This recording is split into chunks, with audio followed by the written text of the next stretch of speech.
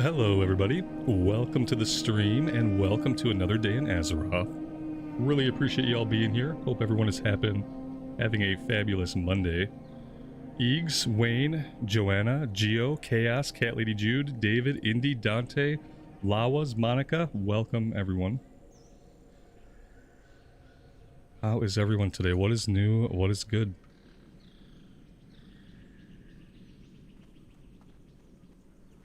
Lawas, there is no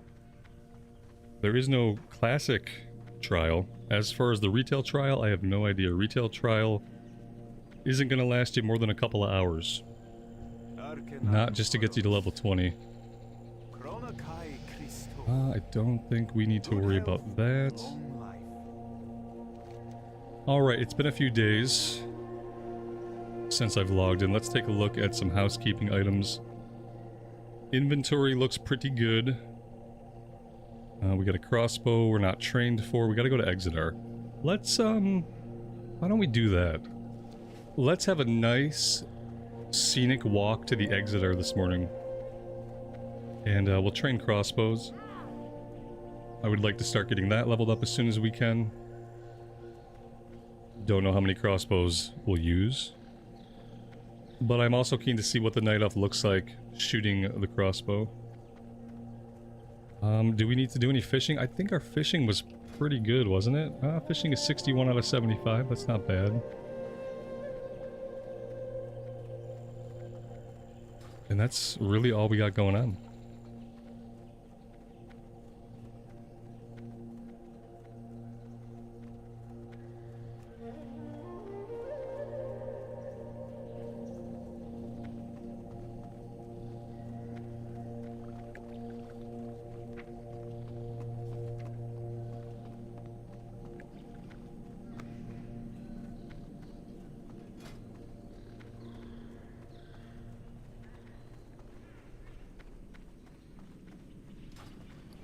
Might be a good idea to maybe check the auction house. Maybe see if we can find a few green items to equip ourselves with. I noticed that mostly what we're wearing is trash.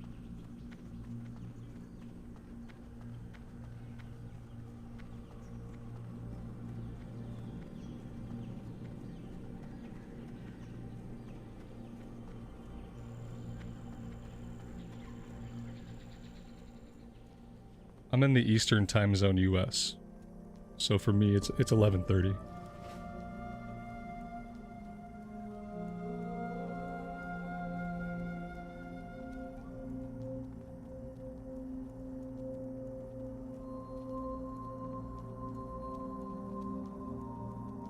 Dave, welcome to the stream. Thanks for being here. Dream It, good morning to you, buddy.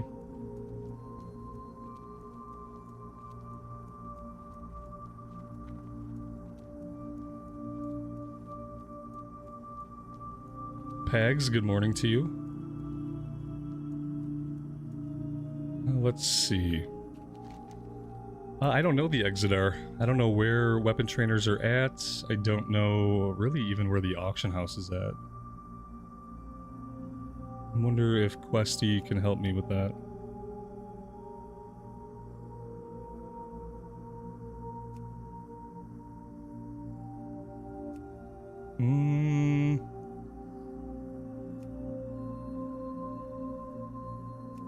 Okay, auctioneer's over here. And then what about the weapon trainer? Battle Master? No, not Battle Master. I guess they don't have, oh wait. Right back here, okay.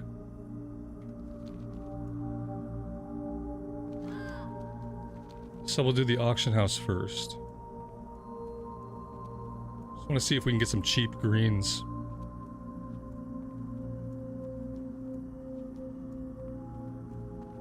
Lisa, good morning. Thanks for joining us.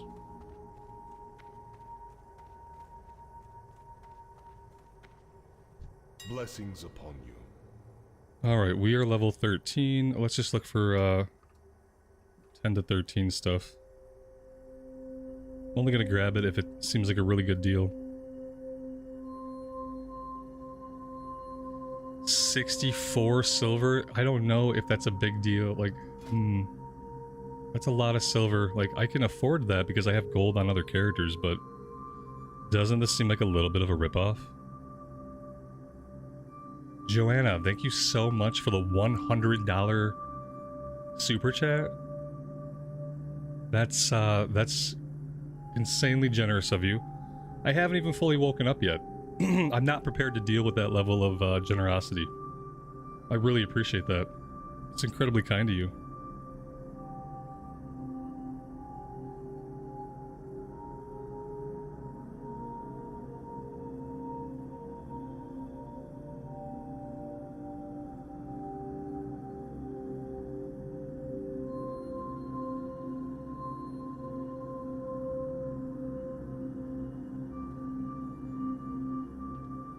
We could buy a Silver Moon Tunic of the Sun, and we can just do our best Blood Elf impersonation. I don't think I've ever seen that. That's pretty cool. I'd love to have that in retail for Transmog for my retail pally, but I don't think I have that. It's got like these metal plates. It looks like metal plating across the abdomen, even though it's a leather. That looks like steel plates. Alright, what about something we're actually gonna wear? Intellect and spirit? No. I guess agility, spirit is really all we can do. I don't know if I want to pay 64 silver for it. Oh, okay, let's just do it. And let's hope we find better deals elsewhere. No belts. Well, that's a little bit weird. No belts? Oh, I have this. Okay, I see. I see what I did. There we go.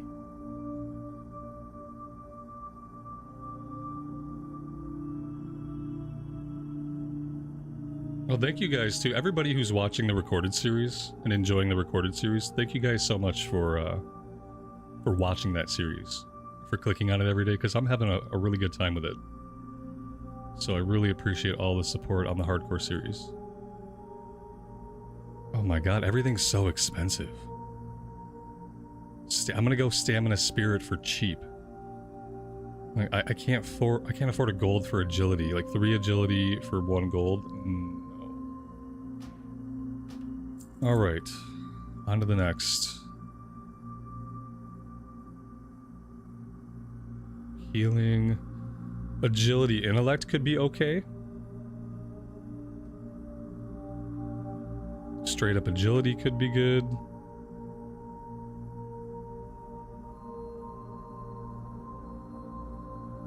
Agility stam here.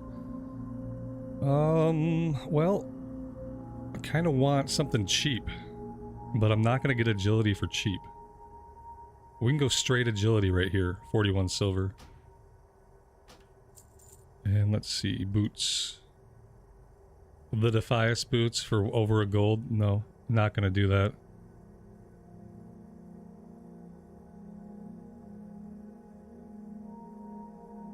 Stamina spirit. Okay, let's grab stamina spirit for 65.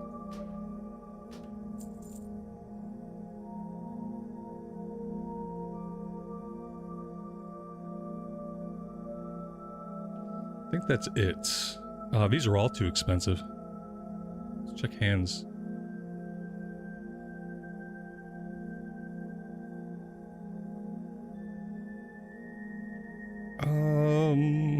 Of the monkey. 2 gold for of the monkey. Alright. We're good. That's more than enough money spent.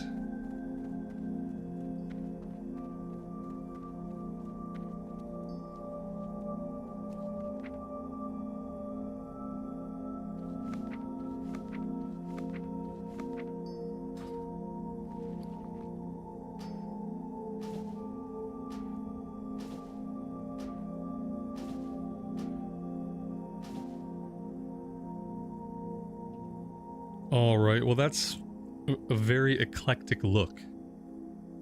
I don't know what to think about that.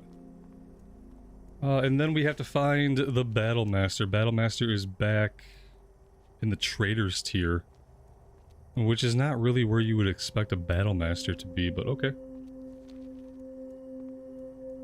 Shane, thanks so much for the 14 months, buddy.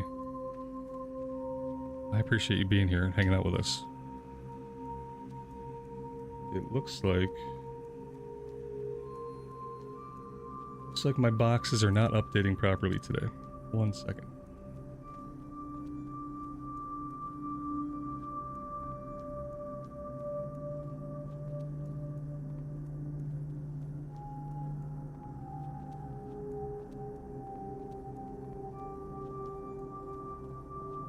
Is this guy up or down? He must be up?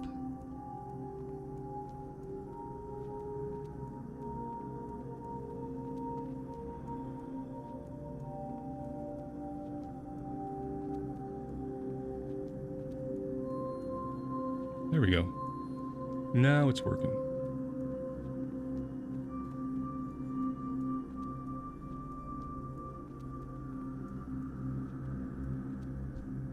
End draws near.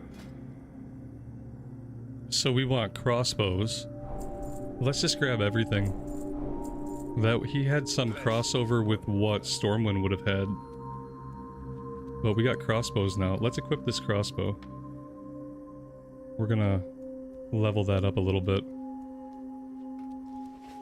Alright, is there anything else that we want to do in the Exodar? I don't think so. I really hope the Draenei get a real city one day. If they can come out of their spaceship.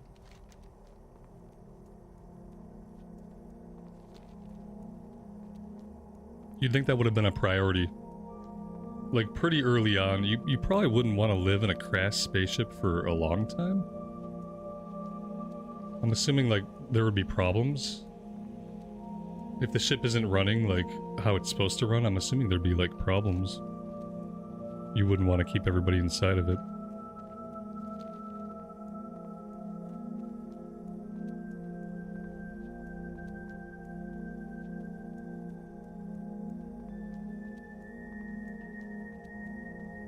Lawas, what should you do? I don't know, man. That's a tough situation. When you're beholden to the will of somebody else, you just kind of have to live with that until you're independent. So, like, sometimes, what I mean is, like, sometimes you just have to do what people say if you're in a position where, like, you rely on them. Follow the rules. Follow the rules, or you gotta be independent, which obviously is not easy and even harder for some people than others. As a parent myself, I say follow them rules.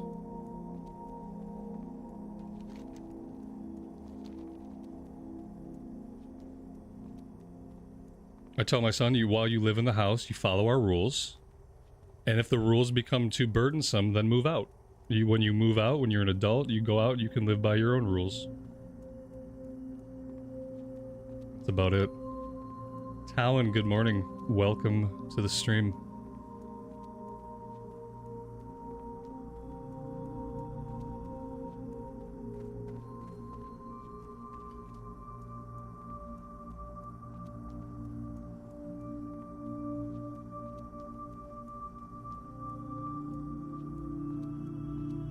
I don't know if I want to go... Do I want to go do the missing fisherman? I mean... So there's two quests down there from this one, and then there's the Trader Uncovered. Yeah, I guess we'll go do it. The rest of the stuff is far to the north, so... We kind of tackled the zone in a really weird order. I blame myself.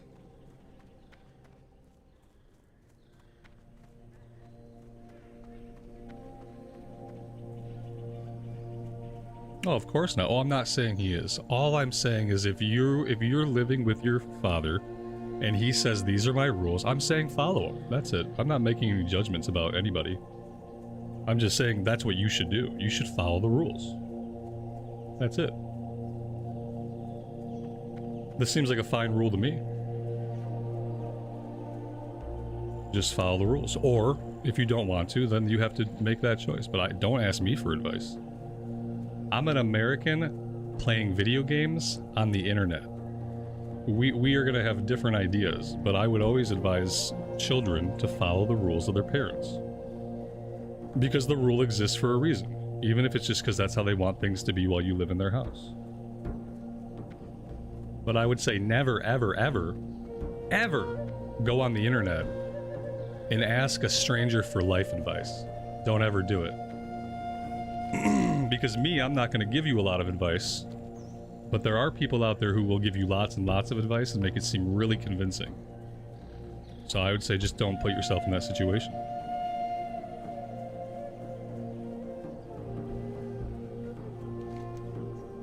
You ask me for WoW advice. That's all I would say. Video game advice, sure. Life advice, no. No, no, no. Katie, welcome to the stream. Thanks for joining us. I am doing fantastic.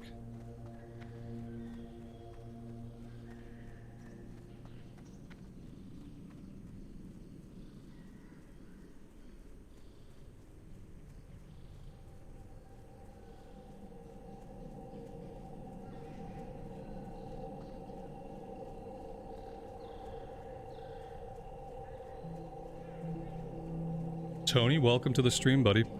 Thanks for joining us. Alright, I think we can cut across the water right here.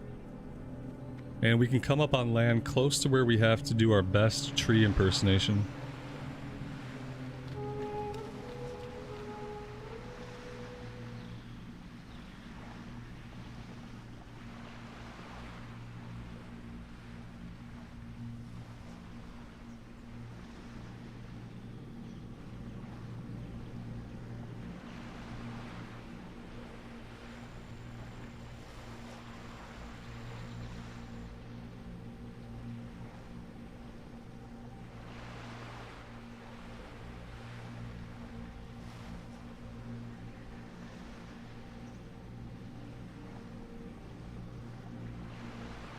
Wolfdean, welcome to the stream. Thanks for being here. I think this is right. Maybe right here. Trader's Cove. Yeah, aptly named. Boop. Nope, nope, not close enough. Still not close enough. We gotta be right on the flag? Isn't this a little conspicuous? Like they picked this meeting place out, like we're gonna meet in this cove, and the guy's like, huh, I don't remember this tree there. Well, it's fine. You know, sometimes trees just sprout up overnight. Well, maybe in Azeroth they do. I don't know.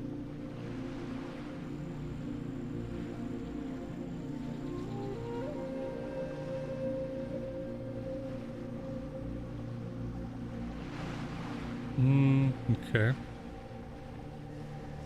Well, there's Giesel. Where's our gnome buddy?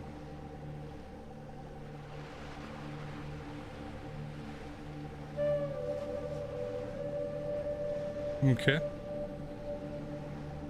I'm assuming this just takes a while, and that it's not bugged because there are no bugs in the game. So it can't possibly be bugged.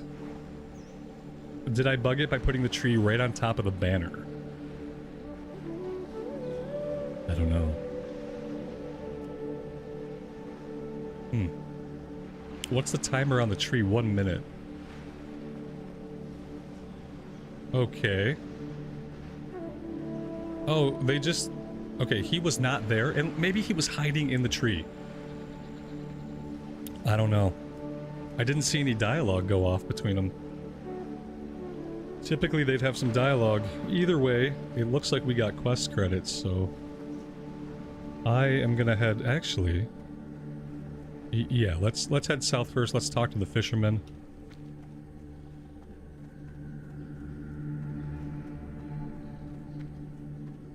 "33 Pokemon fan, welcome to the stream, buddy."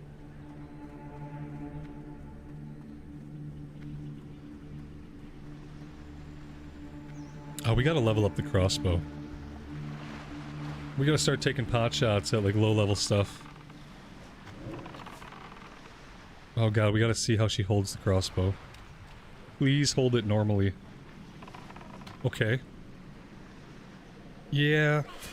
That's okay. I think it's about the same as the Blood Elf's animation. But in the hands of a blood elf, the crossbow would be like half the size. So if anything, it's better because the crossbow is actually the proper size of a crossbow. It doesn't look like a little kid's toy. Like a little Nerf blaster. But she's still holding it a little bit strange. I guess we're probably not going to use a lot of crossbows. Actually, I say that, but I'm sure TBC expansion we'll probably use a lot of crossbows in Outland because it's TBC. So it's okay. Yeah, I hope the gun is good. You know what really bothered people about the Blood Elf? She shouldered the rifle, and then she put that foot forward. Like, she shouldered the rifle, but then she stood forward with that side of her body. Like, that was just not the way to do it. It was weird. I don't know. Like, it just looked really weird. We gotta kill Owlkin, I think, until we uncover his family's remains. But then we're gonna head all the way to the north and we're gonna do the escort quest up here.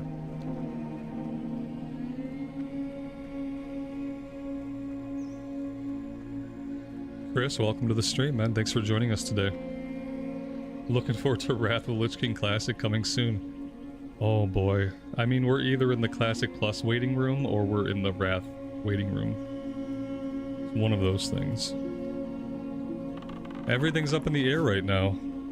I mean, who knows if we're gonna get Wrath again or not. Some people don't think we're gonna get Wrath. Some people think that sometime this autumn or winter we're gonna go right into Classic Plus.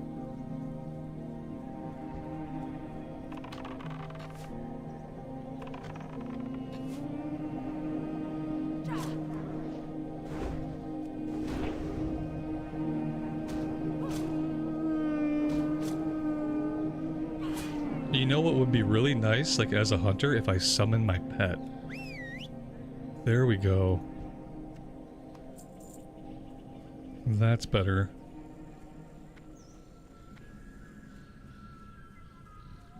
What's Classic Plus?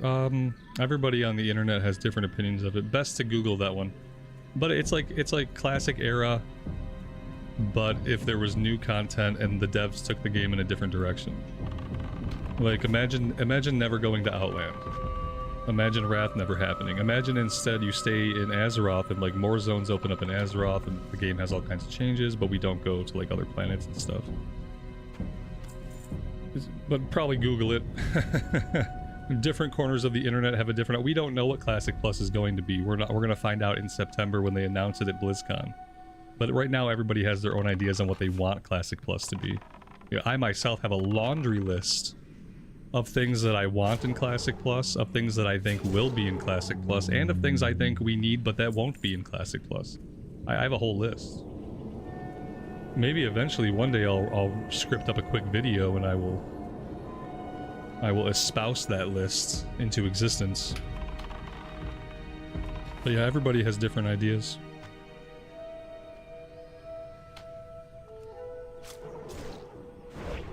But it's a chance to have Classic WoW, but to get new content. So like you can have new WoW, but you won't have to play Modern WoW. Like, that's the future I want to live in. I want to live in a future where there's new WoW. Every couple of years I get new WoW, but it doesn't have to be Modern WoW.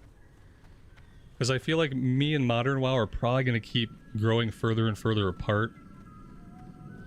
Like, as I get older, and as the developers all stay the same age, and they cycle through developers, like, as I get older and the developers stay the same age, like, I'm probably gonna play less and less Modern WoW. So I'm hoping they can come up with a classic that feels classic, so that I can just play that instead.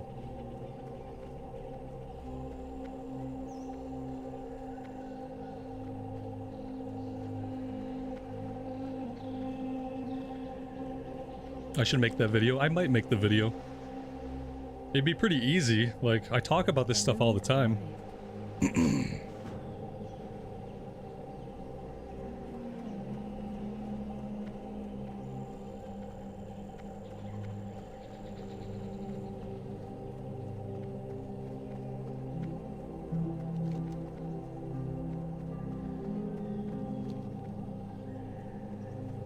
I guess I should think about moving at her pace.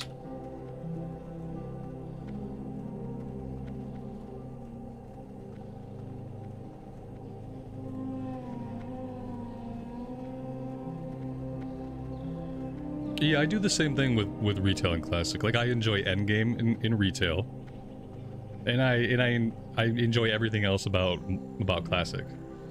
You know, in retail right now, I like delves, and I like the prey system. Those are a lot of fun, and every once in a while, I get the urge, I get on and I play. But that's about it. That's really the only content that I enjoy in Modern WoW.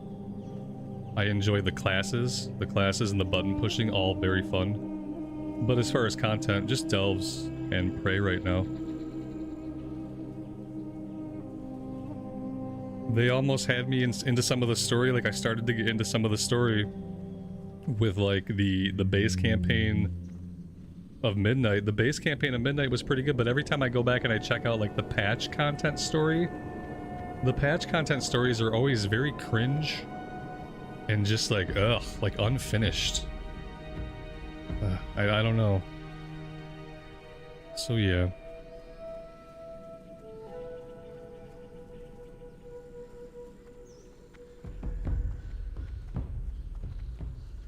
They need to find a way to make leveling more interesting.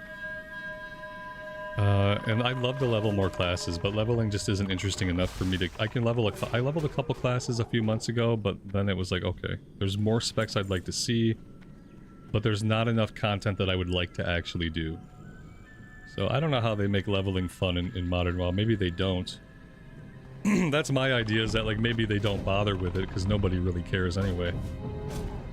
And what I learned from the hard mode stuff is that hard mode is not the answer. A hard mode is unfortunately not the answer to make leveling more interesting. Not for me, at least. So I don't know what they're gonna do. I think they should get rid of leveling for Modern WoW. I think it should just not exist.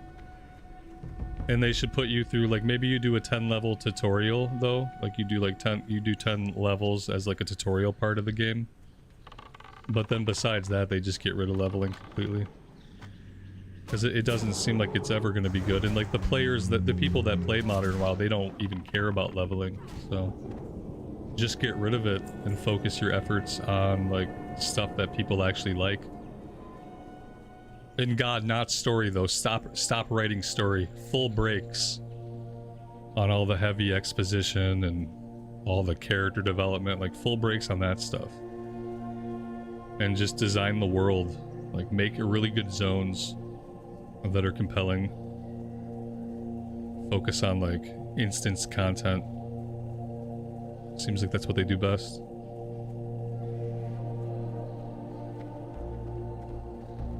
And if we can get like, we get new content in Classic Plus, then I guess I'll probably stop caring about what they do with retail WoW.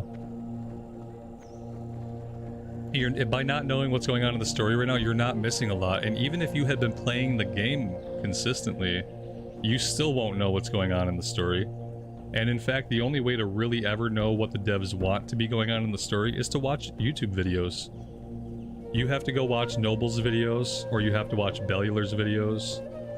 Like, that's really the only way you're gonna have a holistic idea of what's... And they make it sound so much better than it is. Like, if you're interested in the WoW story or WoW lore, you're much better served just going and watching some Bellular vids. Like, he has a good team, and they're gonna tell you the story in a way that it's actually compelling and interesting, which it never is when you play through it in the game. It never feels compelling. The characters don't have depth, like, but when they retell the story for you, like Noble, Bellular, they do a good job of making it actually decent, and that's really, in my opinion, the only okay way to experience modern lore today. Because playing it in game just doesn't feel good, and it comes off weird. It's very stilted. They often time gate the crap out of it. It's my opinion. Read the books. There you go. Read some books. The best lore that exists is actually in the first 3 Chronicle books. That's like all the world building and all the foundational stuff of the universe is laid out. The history of Azeroth, the history of Draenor. I am honored. Mm-hmm.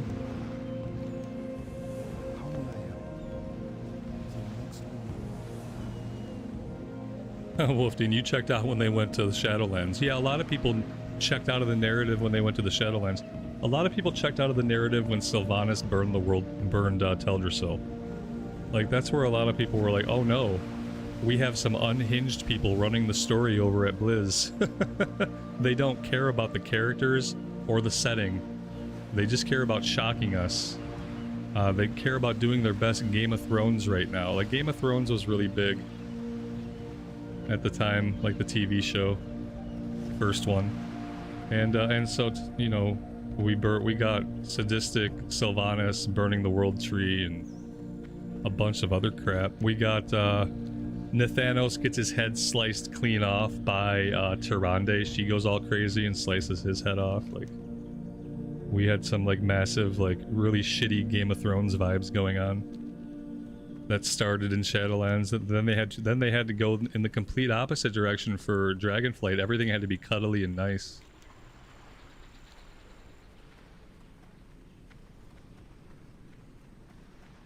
Yeah, that's a good question. Where do you go from there? You know, WoW's been struggling with that question narratively, but they keep putting themselves into this corner where, like, every time you raise the threat level, like, so what do you do next time? You raise the threat level again. After the last Titan, it's supposed to be some kind of reset. That's what they've said. After last Titan will be some kind of reset in the lore so that we're not just upping the ante again and again and again and again. You know, it's like you deal with something that can destroy a continent. Okay, we beat that. Well, now there's something that can destroy a world. Okay, we beat that.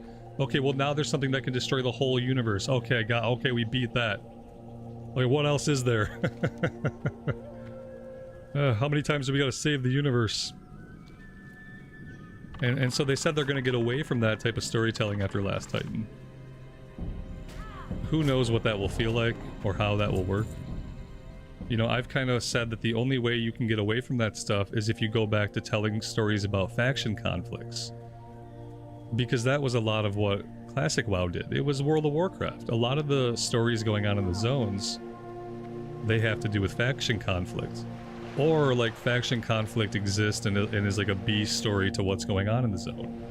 So yeah, sometimes you'd have old god stuff going on in the zone, sometimes there'd be pockets of demons. But the bigger conflicts were the Alliance and the Horde. And that's how you tell, like, boots on the ground stories that don't have to deal with, like, an existential threat. You just keep it faction-based. Sure, maybe there's some spooky stuff going on in the zone that we're not quite sure, like, what the problem is. Like, maybe there's a Lich, or maybe, like, there's a Void Lord or something. Not a Void Lord, but you guys know what I mean. But also, like, but the bigger threats are just this, this tension between different factions.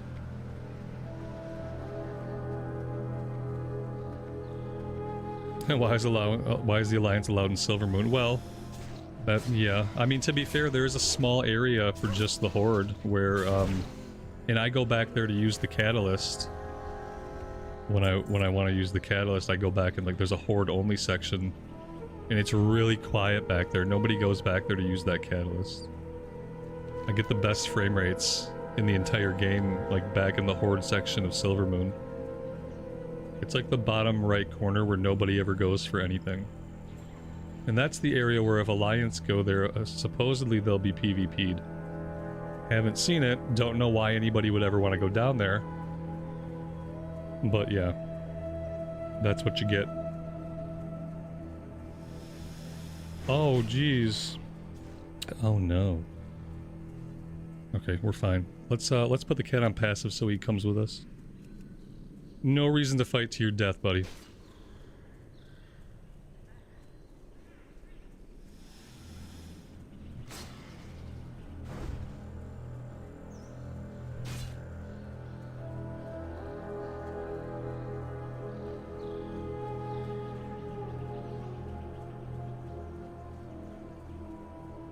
Do we name our hunter pets? Sometimes.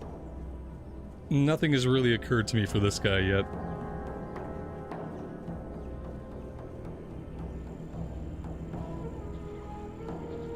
Right now, he's just cat.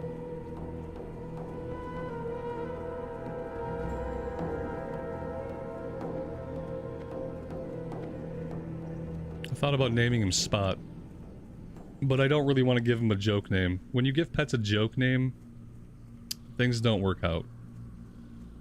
Not in real life, and not in the game. Don't give your pets joke names.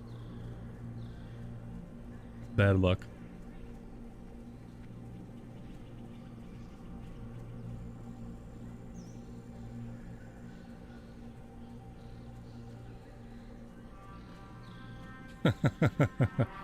Okay, the only pet the only pet I have that I love my little dog, even though he's not the dog he's supposed to be.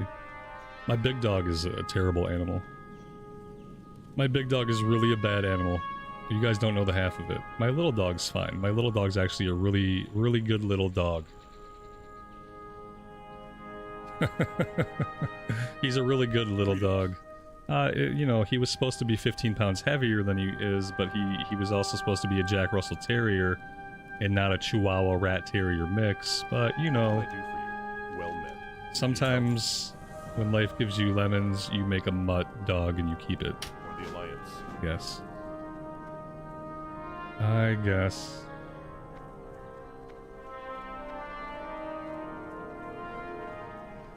Alright, what do I want to do now?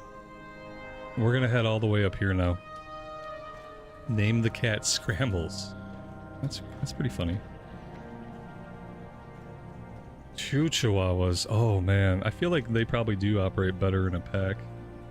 Because then they can chase each other and yap at each other. My dog would love another little dog to chase.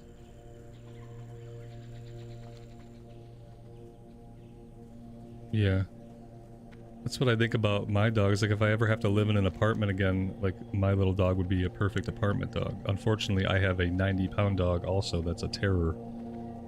He can't even look at people he doesn't know without losing it. There's only 5 people in the world that are allowed inside my house that don't live in this house. There's only like 5 people that he lets come inside. Anybody else, I'm convinced he would kill them. And I don't know why. We socialized him when he was a puppy. We had people come and go. We took him out to parks. We took him out to stores. He was around people. And like from the very beginning of his puppyhood, something must have happened to him before he came to us. Because he always had a negative reaction to people. He always had a negative reaction to people trying to pet him. Even as a little puppy, like, he did not really like people petting him. And so what happened is, like, over time, we, like, didn't have people pet him. And then he got used to not being pet. And then, like, I think that kind of made him worse. But I think that he was put in a cage when he was a pup before we got him. I think he was caged. And I don't think he was around people or animals for most of his day. And that kind of got him in this mindset where, like, he's just not okay with other people. And he's not okay with other animals. And it didn't matter. We did all the same socialization tricks that we've done with other dogs in the past that have worked fine. Like taking them out to public places, getting them accustomed to kids. Like, we did all that same stuff with this dog, and it just didn't work. None of it worked, and he just, as he gets older, he just gets worse and worse. It's actually, you know, I think he's like, he's got some kind of neurotic problem, or he just had a really tough time as a puppy that kind of like wired his brain a different way. He's like he's a German Shepherd, Texas Blue Heeler mutt. He's got these aggressive dog breeds in him. He's a beautiful dog. When I used to be able to walk him back before he was like completely out of control, people would always like compliment him. Oh, what a beautiful dog. And then he'd go crazy and try to kill them for talking to me. Very embarrassing. Someone gives you a compliment about your dog, and then as soon as the dog hears a person talking, it's trying to literally kill them. Whew. And so that's a little bit of background about, no, I don't like my big dog. I take care of him. I take him out to fetch every day that I can. Some days I take him out to fetch for hours. So like, I take care of him just fine. He gets exercise and stuff. But yeah.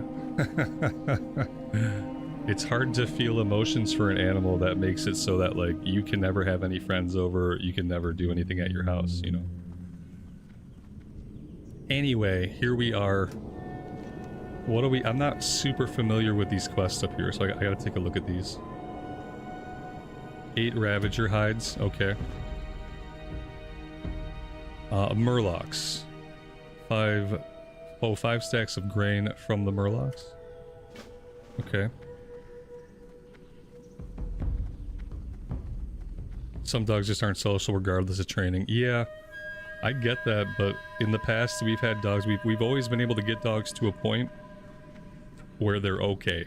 You know, they might not like other people, they might not want to play with other dogs, but we've had multiple dogs in the past, and we've trained them all to be okay.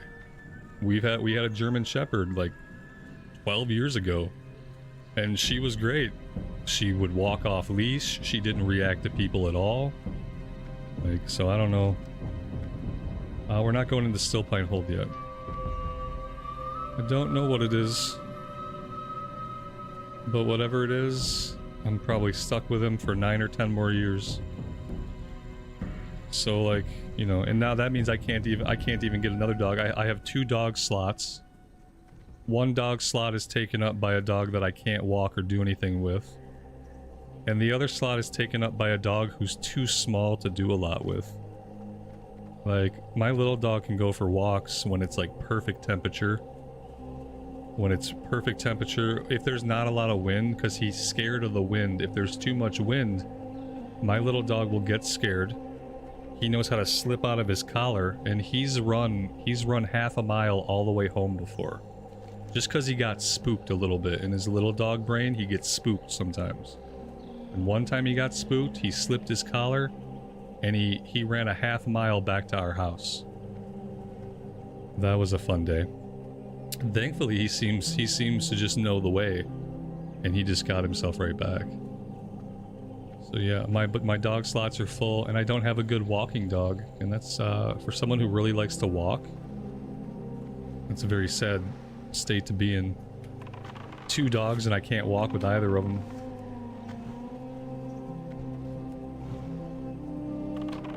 What's a rambler that can't walk, I ask you? One who talks too much. Get a doggy backpack. Oh no. Oh no.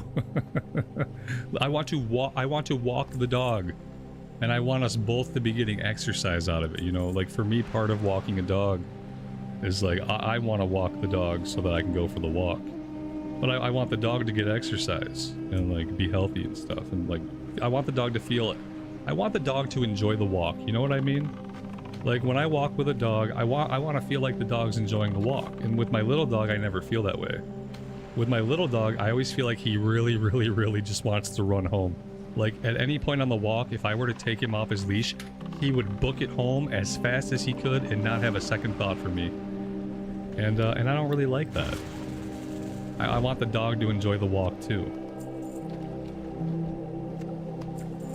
Maybe that's just expecting too much, but every other dog I've had, you know, they even my big dog before I couldn't handle him anymore, he really loved his walks. He would walk for hours and hours and hours if I could.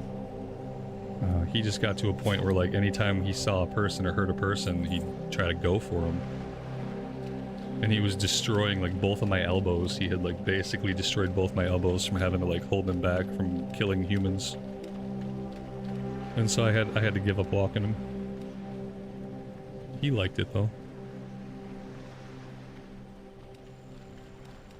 Alright, we can pick up some of the grain off the ground.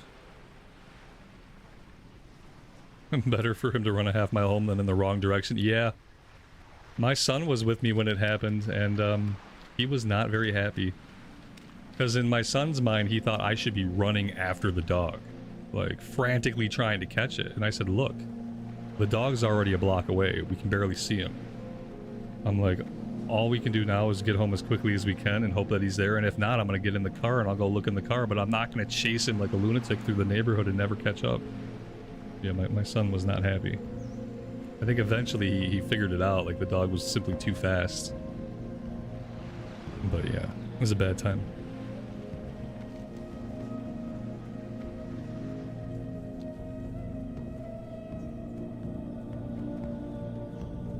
Valnencho, you got lost, man. You just got lost in my rant. I don't know. You know how it happens.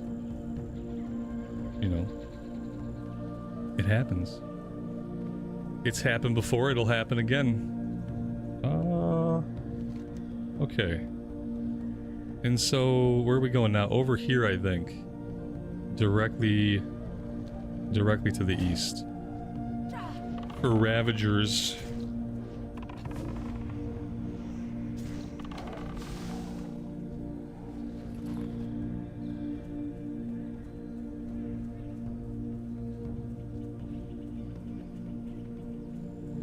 You know, I'm realizing, like, for this character, if we want to do Dead Mines, we're probably not going to have the quest.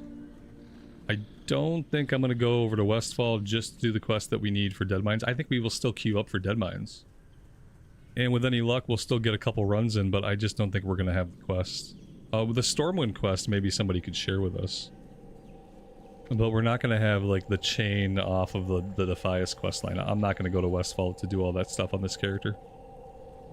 We're going to try to stay in Kalimdor as much as we can on this character.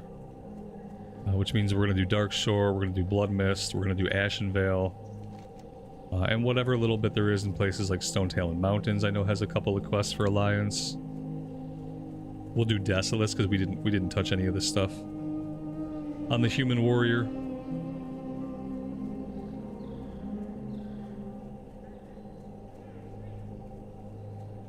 Oh, that was a long time ago. Yeah.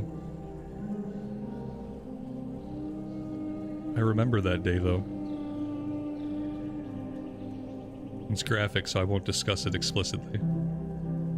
Though apparently I already did. There we go. Ravager specimen. Why were they transporting Ravagers? That's what I don't get. They were like, these species escaped from the Exodar. I don't understand why they have these species on board, really. They were on the Exodar, like, they had been running from the Burning Legion for, like, thousands of years. I mean, I guess maybe on the way they picked up, like, zoology and stuff. And they're like, let's study alien life forms and put dangerous aliens on the ship. Seems kind of weird.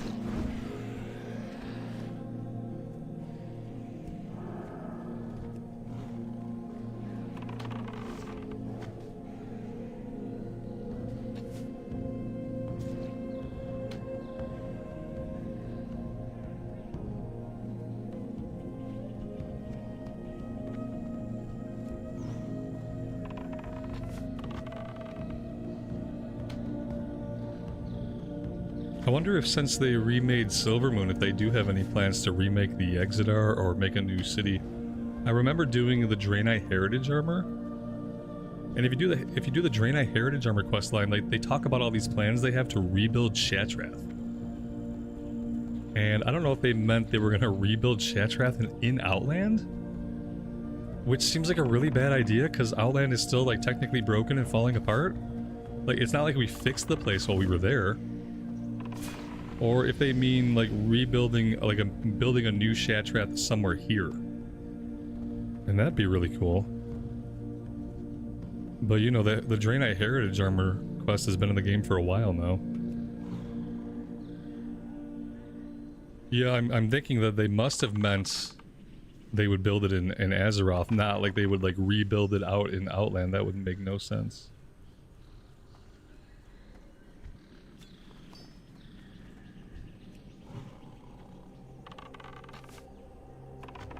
It's not going to be with Last Titan, because with Last Titan they're remaking all of Northrend. And I wonder if that means we're going to see Dalaran rebuilt. Or if we're just going to, like, habitate somewhere else in Northrend this time around.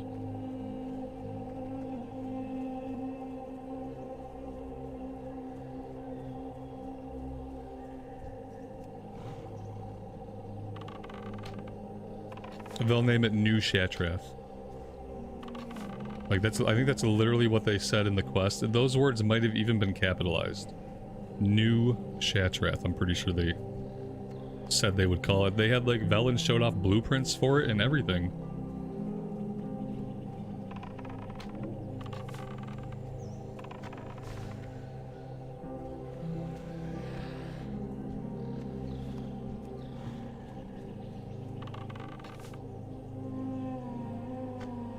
See, the Heritage Armor quest lines, that's good storytelling in a video game, and that's good video game writing. I really like the Heritage Armor stuff. If everything they did story-wise was of that quality, then they'd be in much better shape, like narratively. But sometimes they put out quest lines, and like, especially in the patches, and like 0.5 patches, the 0.7 patches, and they shove some epilogue questing in, and it's like the stories and stuff aren't very good. And the writing's not very good, and the cutscenes use that janky, like, in-game cutscene that, like, the lips go blah, blah, blah, blah, blah. Whew.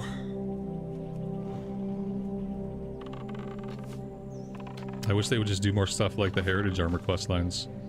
Like some faction-based, race-based, class-based stories. A Nomergon was supposed to have been liberated 22 years ago. Right, we still don't have a Nomergon. What about Mechagon? We got Mechagon, that's not enough? Isn't that a city somewhere? Or is it a zone? It might be a zone. Okay.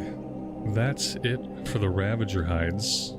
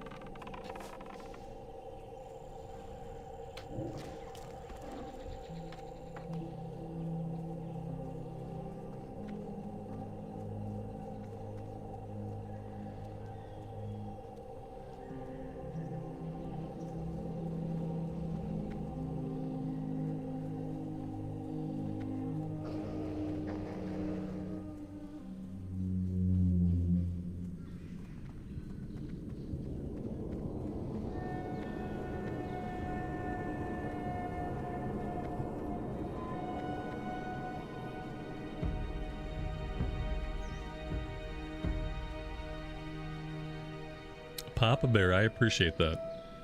Thanks for being here and hanging out with us today.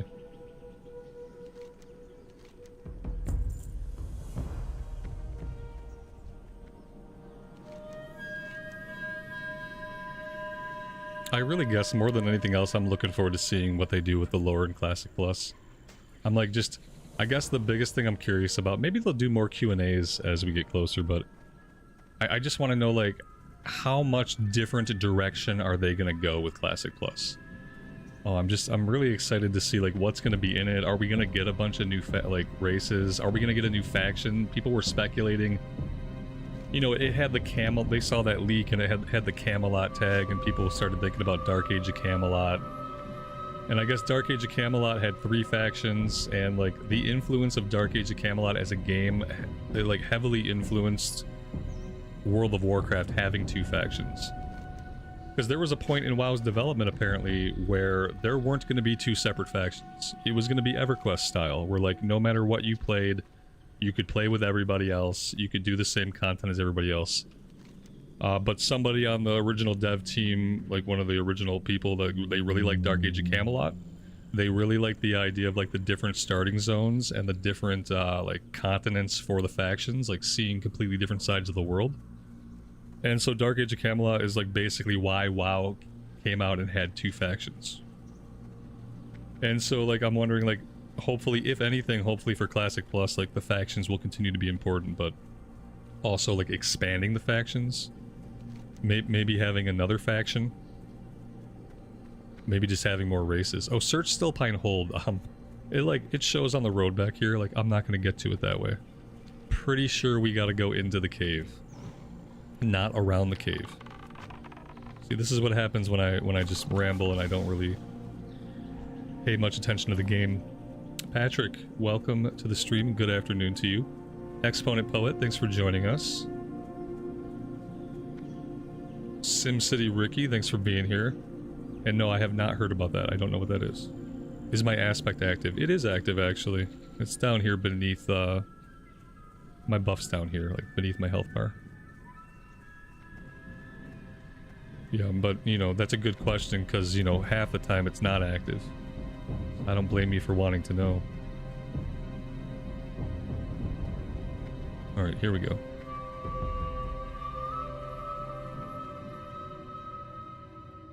Are we going in here? Blood Crystal. Oh, I have no idea what this quest is about. Perhaps something inside the hold will answer. Okay, yeah, so we are going into the hold. Search for clues as for the source of corruption. Okay. Okay. Source of corruption, got it. Papa Bear, thanks so much for the super chat, man. I really appreciate that. Thanks for being here today.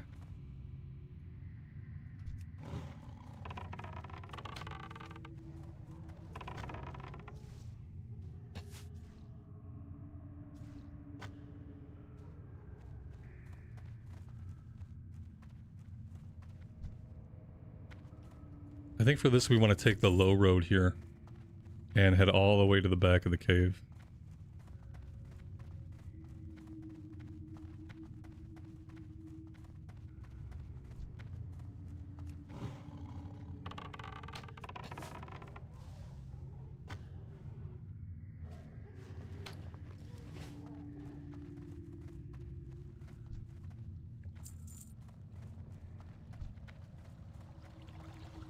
That's the Kirkin. I don't need him. Okay, we gotta get to the crystal. The weird thing is, like, we have to kill this guy to get to the crystal, but then they're gonna send us back here to kill this guy. I remember that. Oh. Wait. Can we... We can't tame this, can we? No, if we could tame this, everybody would have it. It says it's a beast, though. This would be badass. Oh, I wish I could tame it. Man. It says it's a beast. It should be fair game. I know it's not, though. Because, like, if you could tame that thing, everybody would have it.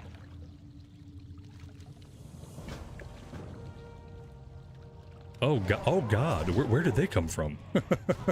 Hi. How are you?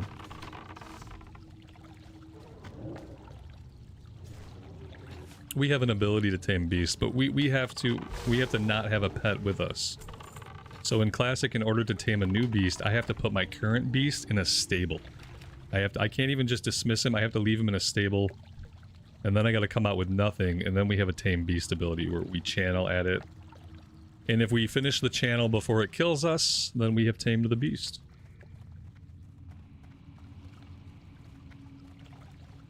Yeah, in retail for sure, right? So, like, that Classic Plus, right? I want to be able to tame more pets. You know, I don't think those pets should be special in, like, a mechanical way. He shouldn't be stronger or necessarily have any better abilities than any other wolf or cat would have. But just aesthetically, I would love to be able to tame stuff like that. Like, a bit more variety. Like, I remember hunters were really excited. I think it was BFA when you could tame the Voltron cats. The Voltron cats were cool. I had one of those on my Nightborn hunter. And that was nice.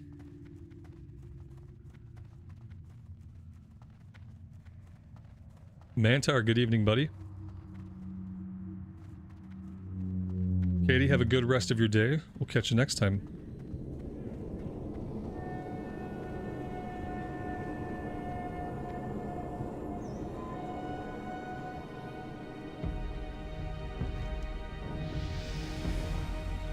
That is level 14. Alright, so this will be the last point in improved aspect of the Hawk. Let's refresh that. After this, where do we go from here? Focus Fire. I think we take Focus Fire. Maybe some points in Thick Hide. And then what do we learn at level 14? Anything we need? Nothing we need right now. Scare Beast could be useful in a pinch. The other two abilities, I will never use either of those abilities. So I'm not going to rush back and train level 14 right now. We're just going to keep rolling. The Kirkin is lurking. Yeah, now we got to go back and kill him again. Oh, God. Oh, no. Oh, no. Well, that's gruesome. Sorry, buddy. This is, you know... You're not going to find a Tauren's head strung up in a Furbolg camp in modern WoW. You're not going to find that today. But, yeah, here it is. How gruesome is that? Okay, moving on.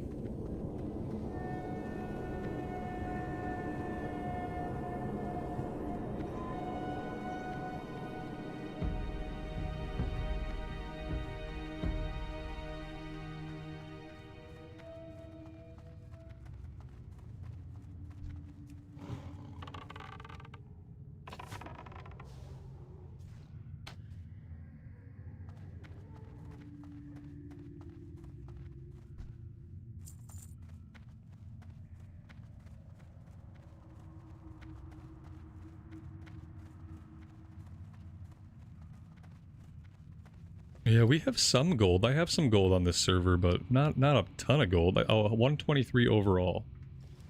So, you know, I have a little bit of gold to play with. With the reduced mount cost and stuff like that, you know, it makes early game pretty easy when it comes to affording stuff.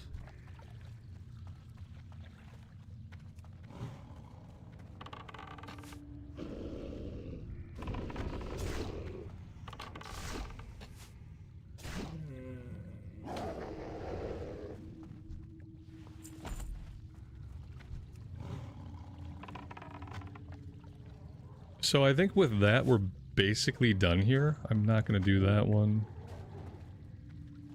So we have to ask ourselves, do we want to just go into Blood Mist, or do we want to go back and do some Darkshore first? Doesn't really matter. I think we should at least get ourselves out to Blood Mist, get the flight point and stuff. Maybe do the first couple of intro quests, depending on what level they are. Like if they're level 10 or 11, we should probably do them.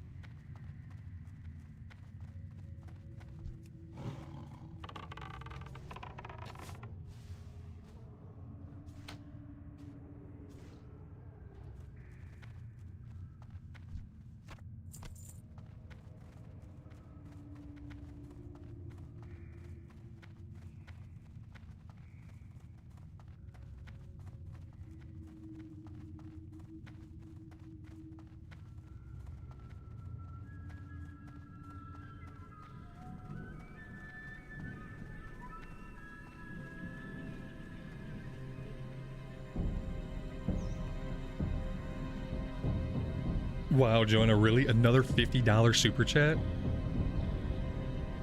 Wow. I don't know what to say. Except thank you. That is incredibly generous. And I do appreciate you being here.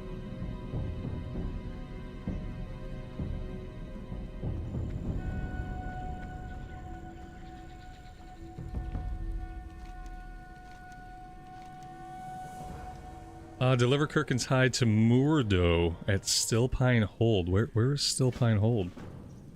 Well, apparently it's right across the street. Okay. Yeah, we will finish. I wasn't sure if there were more quests here. I didn't realize we had more to do. I thought I thought the two-headed dog was the last of it. But yeah. Oh, yeah. Look at that. See, I'm just yapping. I've been really yappy today.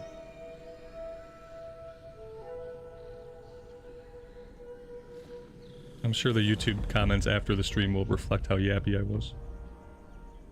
Yep, we've been at it for an hour, and I think I've been just basically jabbering about random topics that entire time, so...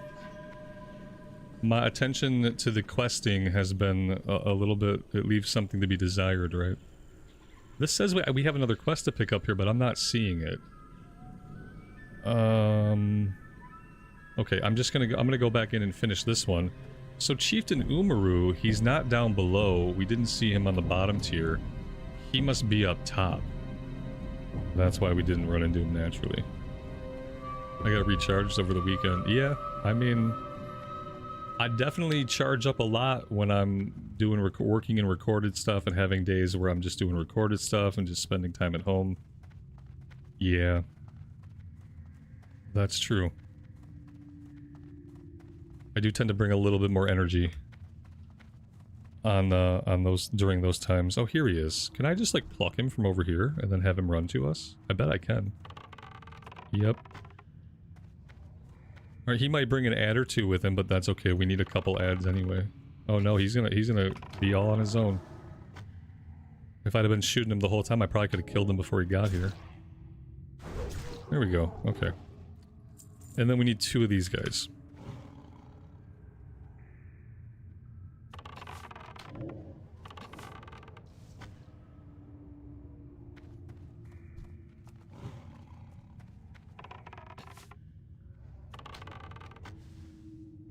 I really enjoyed being able to do the recorded series, so yeah, thank you guys again for those of you who are watching the hardcore run. Because you guys clicking on it and clicking the thumbs up, like that's what lets me keep focusing on that and keep that going. And I've been really enjoying it. I've been really enjoying like reading the quest again and just doing things how we kind of used to do them back in the day.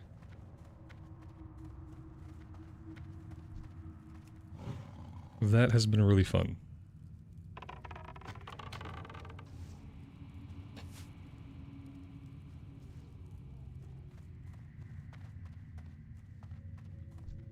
Alright, that's 9 out of 9. Let's jump down here and get out of here. That's probably going to confuse our pet. Yeah, our pet is very confused. He'll make it. There he is. Yeah. He didn't even bring any ads with him.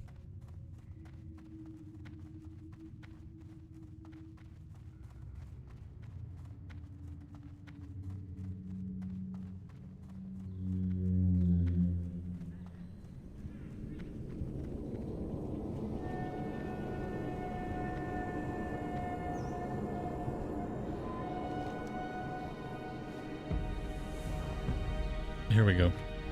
Where does this want us to go? Back to Azure Watch. 650 XP? I mean, for 650 XP, I feel like we probably should. But maybe we can go grab the Blood Mist flight point first.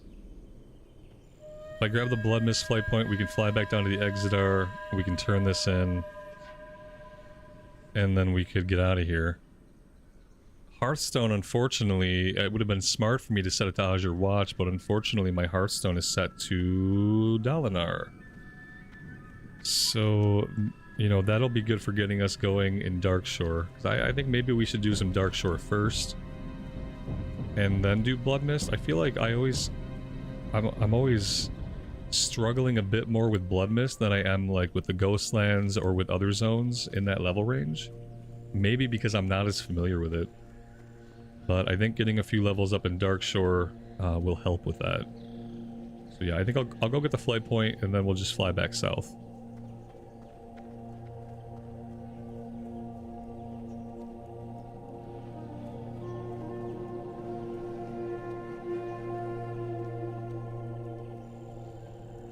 Dave, Shaman is a blast.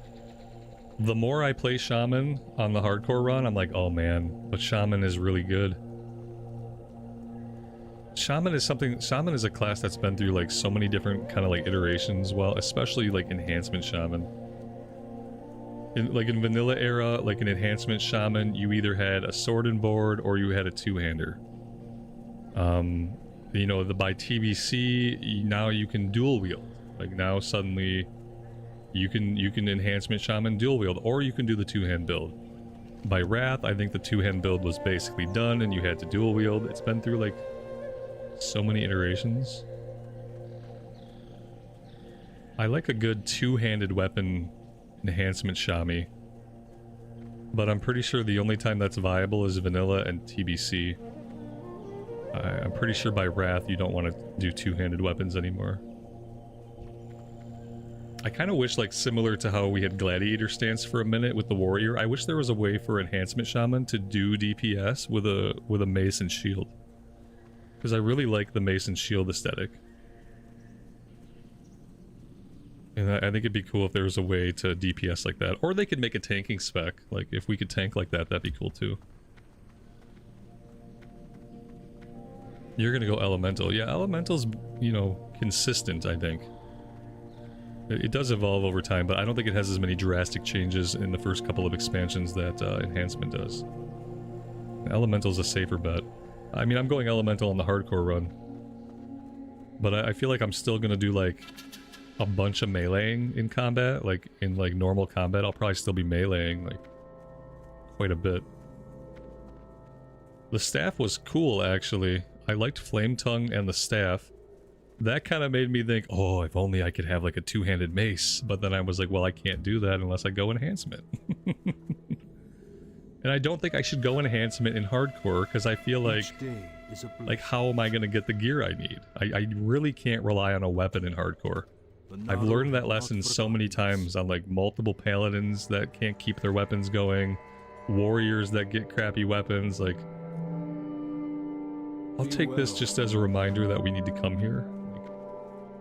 But I'm not gonna do the Kessel run. Let's do these first two. Okay, that's what we'll do. We're gonna do these first two quests here. We're gonna do Sand Pears and Blood Mist Hatchlings.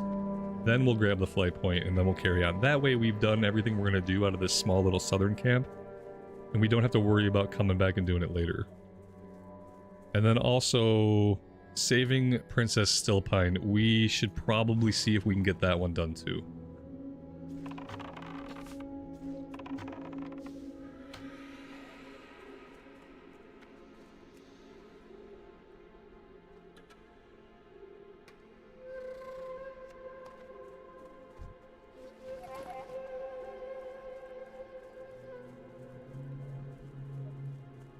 We'll do the princess one last. We'll do hatchlings and the pear apples first.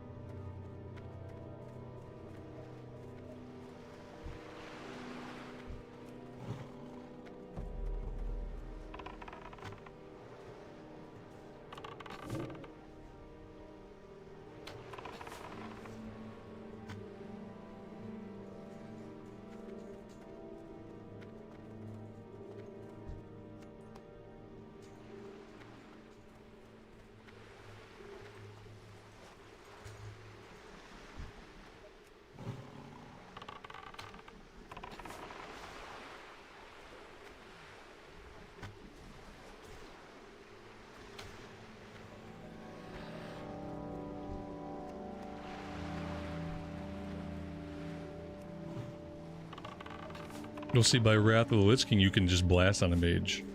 You gotta wait for Wrath. Wrath is Probably best mage time. Especially early, you'll never have mana problems. Just blast away.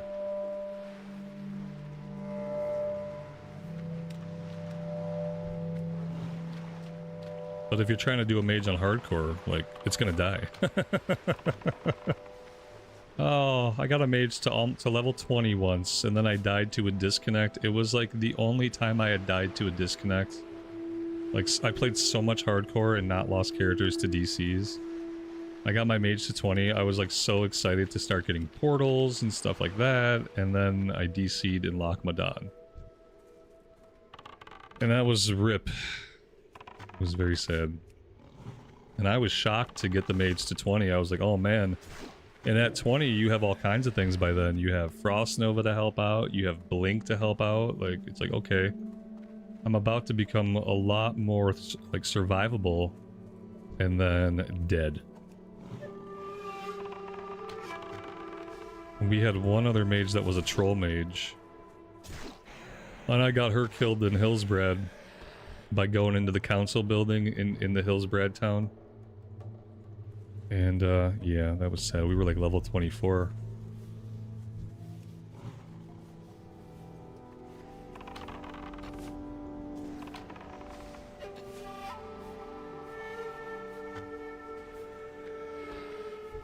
Alright, we're 10 out of 10 here. But we need a bunch more pear apple things. So let's go try to find those.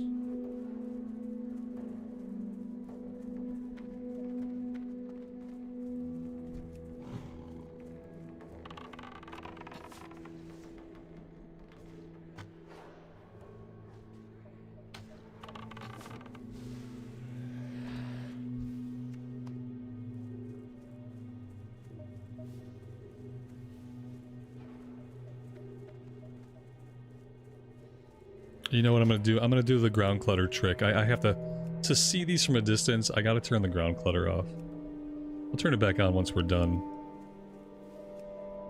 But for these kinds of quests where, like, see how I can see all the way across my field of view now, and I can see all the way over here, like, it's really worth it for these kinds of quests just to turn off your ground clutter.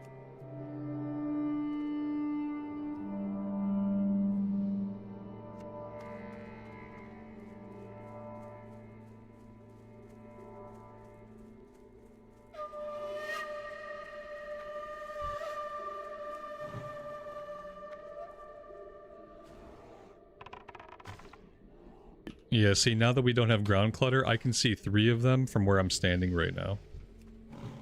That definitely wasn't happening before.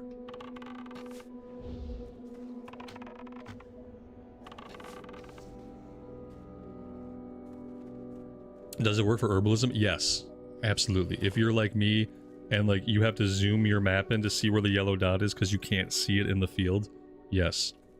Like, when you can't see the herbs, it's 90% of the time because of the ground clutter.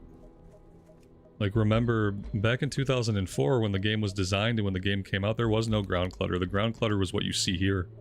It might have been less than this. Because there simply was no ground clutter setting. It couldn't be adjusted at all. It wasn't until TBC that I think they added the ground clutter to where you could, like, crank it up. Because that's when they put sparklies on stuff. But herbs, you know, they don't sparkle, so yeah, if you're an herbalist and you often can't find the herb you were supposedly standing on top of, turn off your ground clutter, or turn it way down. You know, you don't gotta turn it completely off, I guess. Even when you turn it off, it leaves a little bit of ground clutter. I think the game still looks fine like this. This is what it looked like originally anyway. Yeah, and the game defaults you. Nowadays, the game is going to default you to a certain amount of ground clutter. So if you're coming into Classic as someone who didn't play originally, like, you might not know that you can turn it all the way off. Because you never played a version of the game with it where it didn't exist. But, you know, if you're like me, then, you know, I played back before there was ground clutter. I played back before the game had shadows. I remember them putting, like, the advanced shadows into the game in TBC. And, like, my friend was really excited about it for some reason, but, like, I didn't understand why. I was like, the game looks good. Like, what do you mean? He's like, yeah, but shadows, man. Oh, we're gonna have awesome shadows now. Oh, shadows. He turned on the shadows, and his gateway PC took a shit. And then he was like, well, I guess we're gonna have to wait on experiencing the full shadow effect. And so yeah, the game didn't used to have that stuff. The poop quest in Nagrand, another one. Yeah, turn the ground clutter completely off. The game might be just more enjoyable that way. Just in general.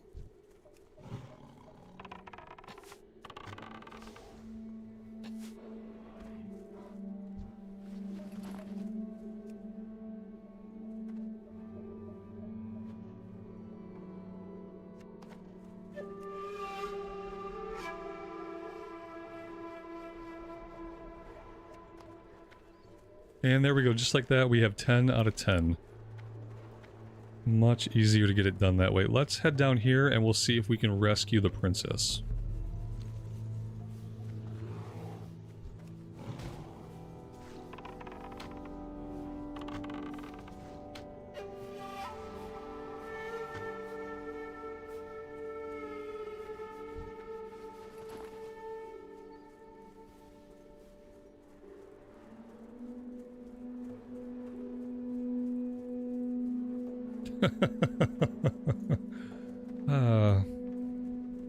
What we did with my little dog, when we trained my little dog, we actually trained him to like use these little mats. It was like the training equivalent of like a doggy litter box, but it was like just a little mat we had to train him to use. And when I realized he was going to be a really small brain dog, I kind of thought like, I was like, oh no. Is this dog going to use this mat for the rest of his life? Is he going to be too dumb to figure out how to ask to go outside? But the mat worked for a long time with him. Weirdly, as soon as we got the little dog fixed, he potty trained himself. It was like, it happened overnight. He went to the vet, like only half potty trained. He came home and he was like fully potty trained. And like asking to be let outside. It did get annoying. That's why I started to kind of dread. I was like, oh my god, is this going to be my whole life with this dog? But his brain was just big enough. Just big enough to grow. It's like, oh, thank God.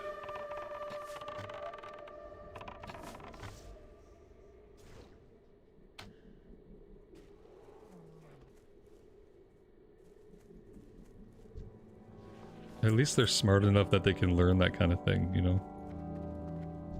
Like, this is my safe spot. Are we gonna have to escort her? Release her from the cage, then speak with somebody. It doesn't say to... Oh, wait.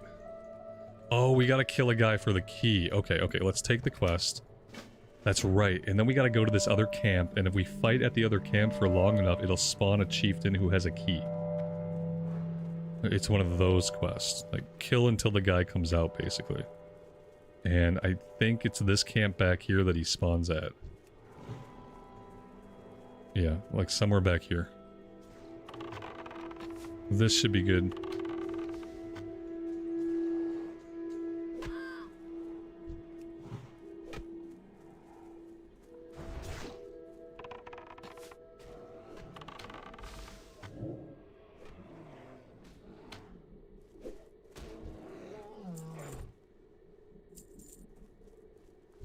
Young Furbolg Shaman. I don't know what this is. I don't remember ever seeing like a friendly Furbolg corpse. I guess it doesn't matter.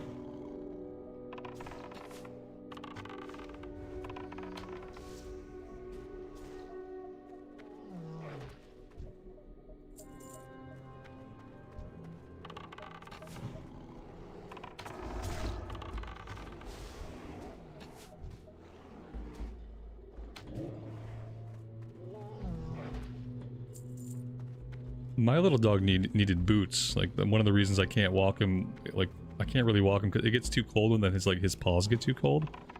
And so, like, I wish he could wear boots because they make, like, little doggy boots for that exact reason, but he's too much of a spaz. Like, if I try to get the boots on him, I'm probably going to accidentally, like, break his ankles. Because he won't, I can't get him to, like, stand still to do anything. And so that's like another reason I had to give up walking him, because it's like in the summer the pavement is too hot for him, and in the winter the pavement is too cold, and it's like, dog, You know, like, we got 4 seasons here in Michigan, and I really need you to be durable in all 4 seasons. But he's not, and like, he lets me put a vest on him. I have a little, like, vest I can put on him to keep him warm, but it's his paws that get cold, I think. Oh, this is, quite an inventory situation. Let's pop some of these clams open. That didn't really help a lot. We didn't have a lot of clams. Alright. Well, I really want to get this guy to spawn. If we can get this guy to spawn, then we can go back to the Stillpine camp and we can vendor. Or rather, back to the Elec camp, I guess. There's Elecs there? I don't know.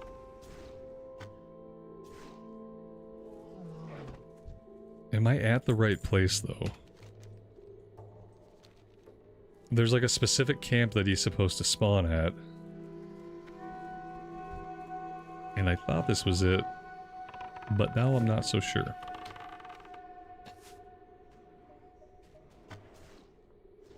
Because I've killed everybody here. And he still hasn't come out.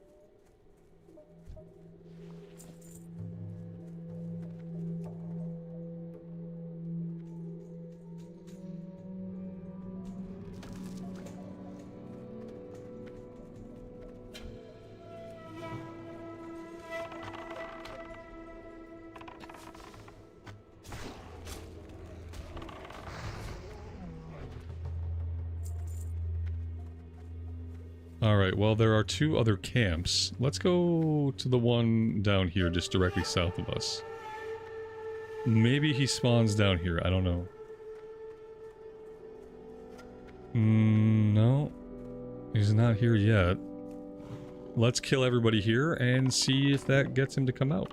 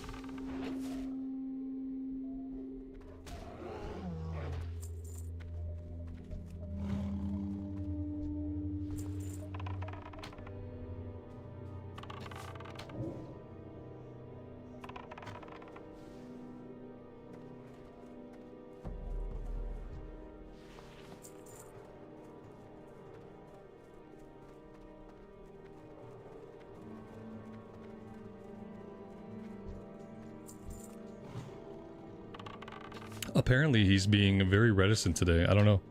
We've done this quest before.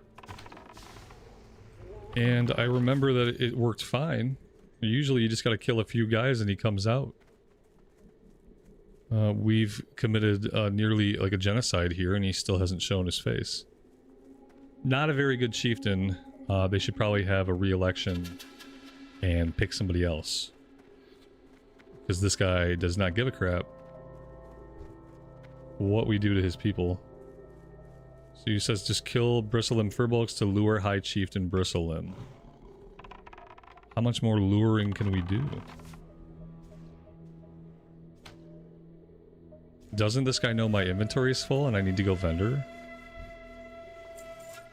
What an inconsiderate jerk. I don't think he spawns down here because he doesn't spawn where the girl's at.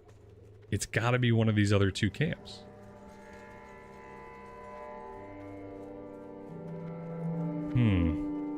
I'm gonna go back and vendor. I'll come back here and kill some more, but something fishy's going on with this one.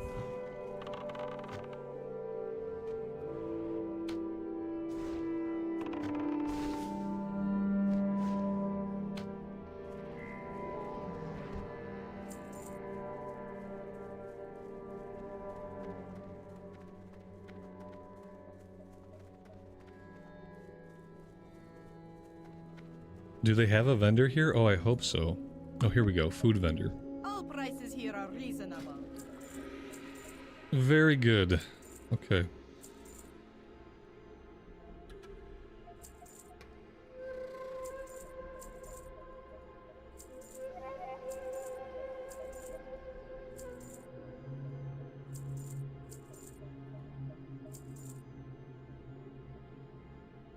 I don't really need all these bags, but I would really rather put them in my bank.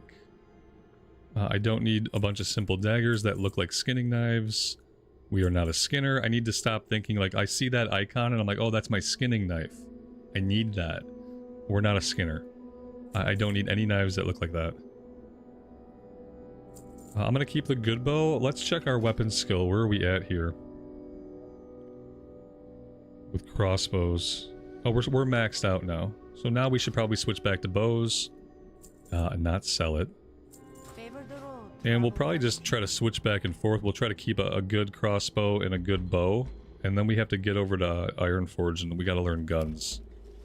We need to learn guns soon. The Legion will fall. Maybe we should do...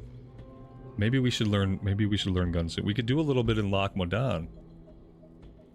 At the level we're at, that would kind of fit in really well.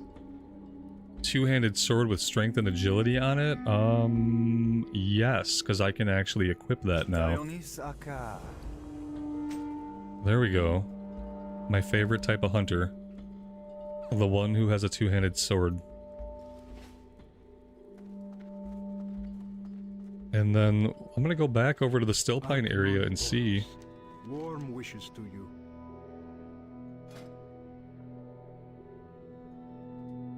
Of course, you know, we bought some stuff and now we're getting some, like, decent stuff. What we have on is better, though. Okay, let's go take another crack at this, shall we?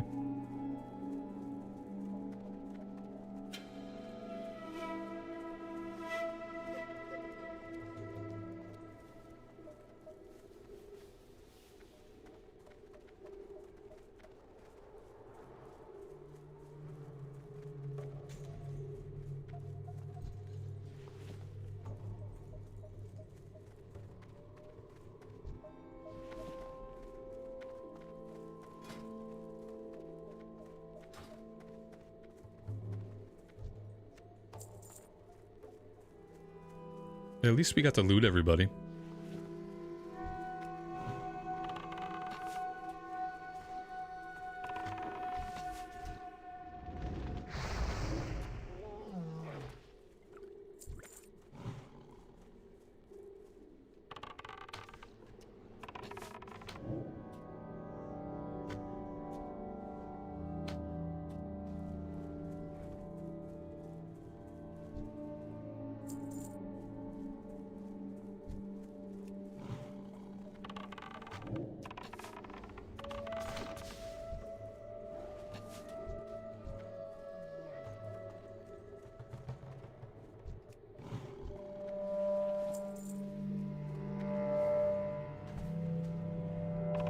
Yeah, they totally took melee weapons away from hunters. Oh, that was a long time ago, I feel like they did that. First, they took away ammo. Then they just took away weapons entirely. Just like mages can't equip they don't have a wand slot anymore. Nowadays, a wand just counts as a one-handed weapon type. It's streamlining. You streamline stuff and like the thing you get is more of an action game, more of an action RPG than an actual RPG. There he is. See, like something weird happened last time we were here and he just didn't spawn. Like I came back, we killed a few guys, and now here he is. Well, I'm glad we left and came back.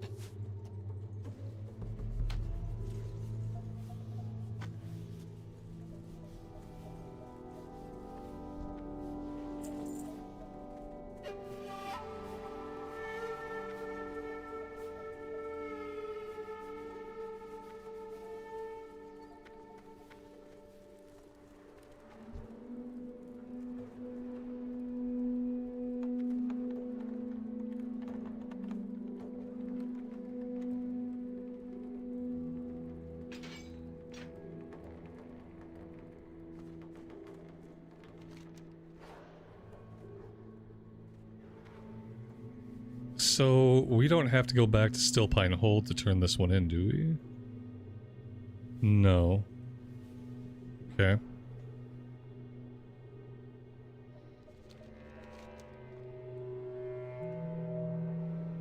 Okay, this one turns in up in Bloodwatch for whatever reason.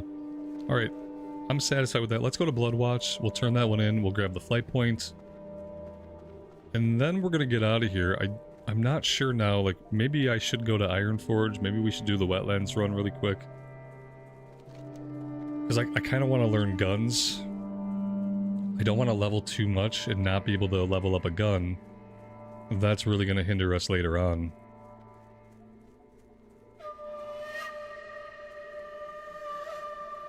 And that way at least we grab some flight points for Eastern Kingdoms.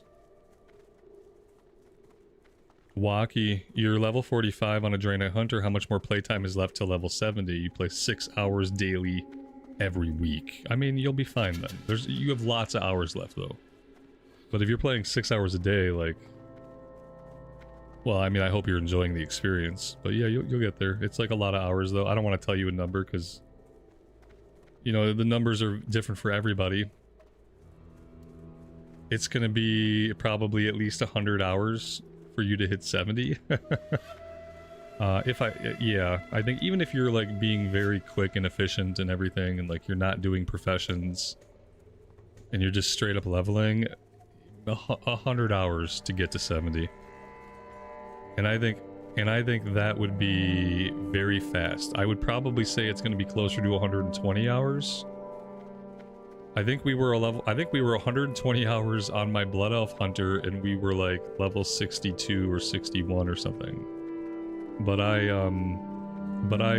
play more slowly than a lot of people do. But you're looking at least 100 hours total, if not more than that, I'd say.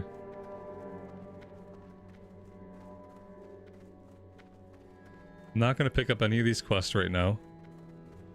We're just going to turn in this breadcrumb, and then we're going to grab the flight point. Yeah, I would say what Tawin said, of course, which you probably already know, is like, don't think about it. You're not trying to get anywhere. There's nothing like super special waiting for you. There's eight raid bosses you can kill. That's about it. There's a nice retirement home in Shatrath waiting for you. It's like, will you retire as an Eldor or as a Scryer? It's really the only question. Open your heart to the light. Alright, back to the Exodar. We gotta make a run out to Azure Watch because we have a turn in there. And then we'll be getting on the boat.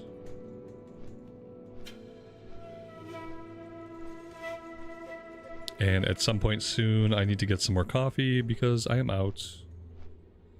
And it is still very much prime coffee drinking hours for me.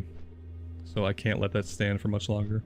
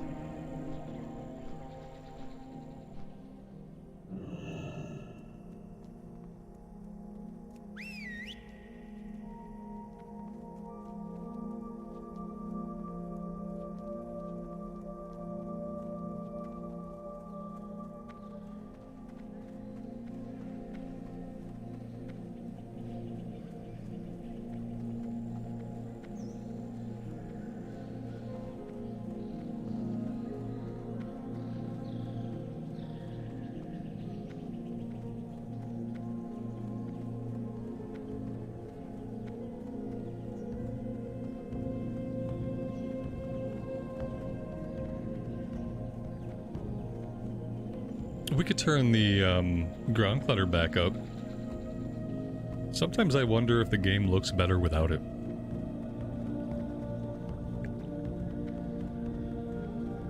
Maybe I can turn it on, but like keep it low. I don't feel like covering everything in ground clutter really makes the game look better.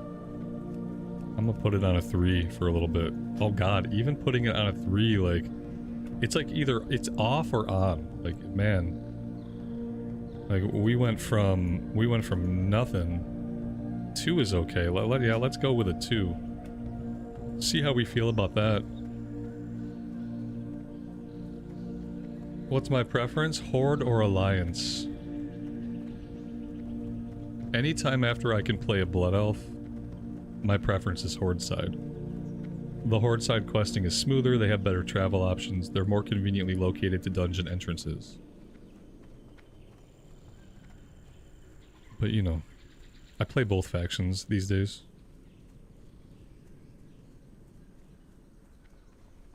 But ultimately, I usually end up gravitating Horde side.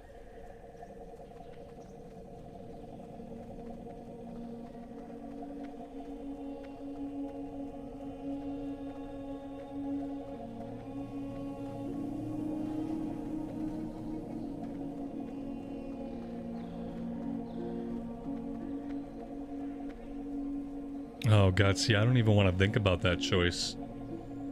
In Classic Plus, if we get high elf models on both factions, like I'm pretty sure we're going to. I'm pretty sure we're going to have some kind of high elves on the Alliance side, and it's not going to be, they're not going to be blood elves, but they're going to be some kind of magic using elves over on the Horde side. So like, I wonder in a Classic Plus where both factions have a high elf character model, like which way do I go? Especially because I can't say like, well, the Horde questing is better because we don't know what questing is going to become or what it's going to feel like in Classic Plus. That's going to be a really hard choice to make. Like, what faction am I going to see first on Classic Plus? I don't know. Do not lose faith. That's going to be a tough one.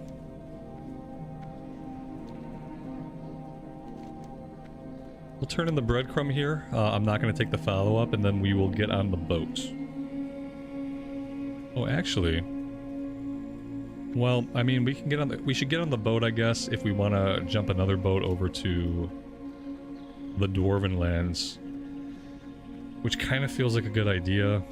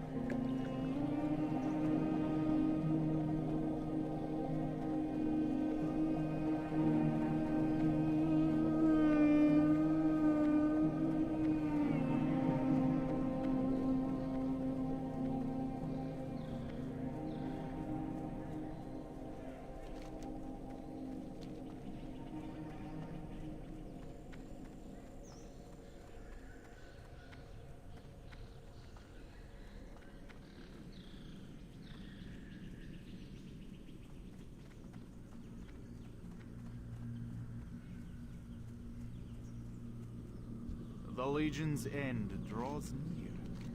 Arcanon Poros.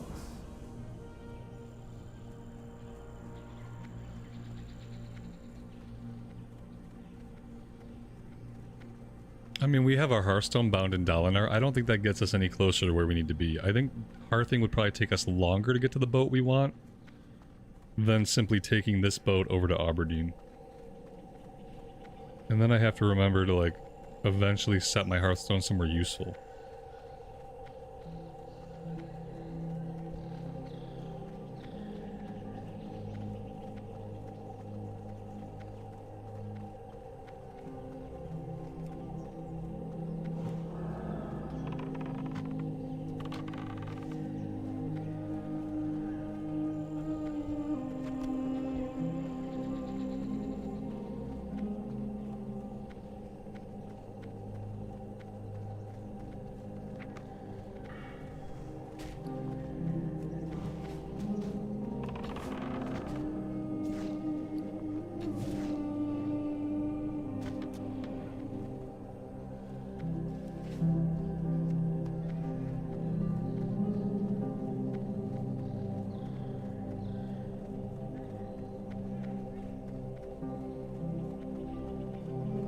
Who's got trainers over here?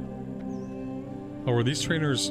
Oh, these trainers are like in the exit are. These are like trainers underground. Okay, I see. Although there is a druid trainer over here. That's nice. It's a nice option for druids.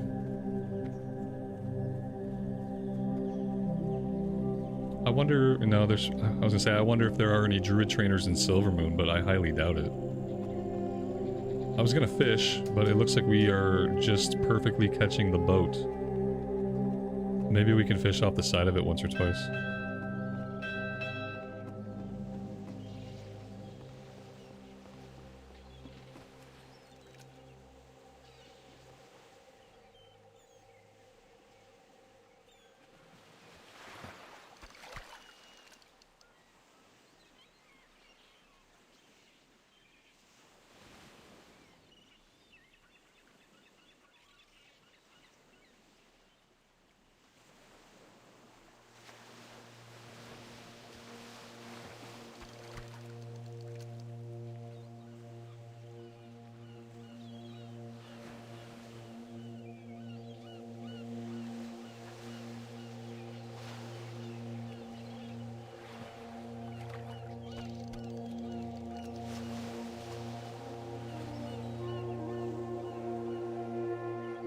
Yeah, you can make money off fishing, I've heard, if you're doing it at a high level.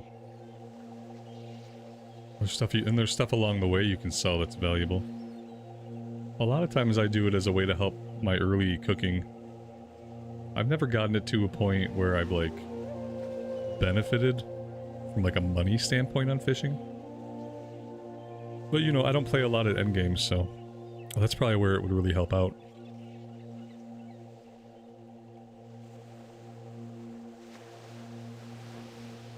Let's put the sword back on before I completely forget to do that.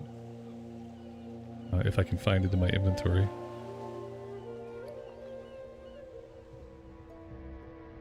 There it is. Endgame cooking is frustrating. Oh, no, I wouldn't, again, I wouldn't know.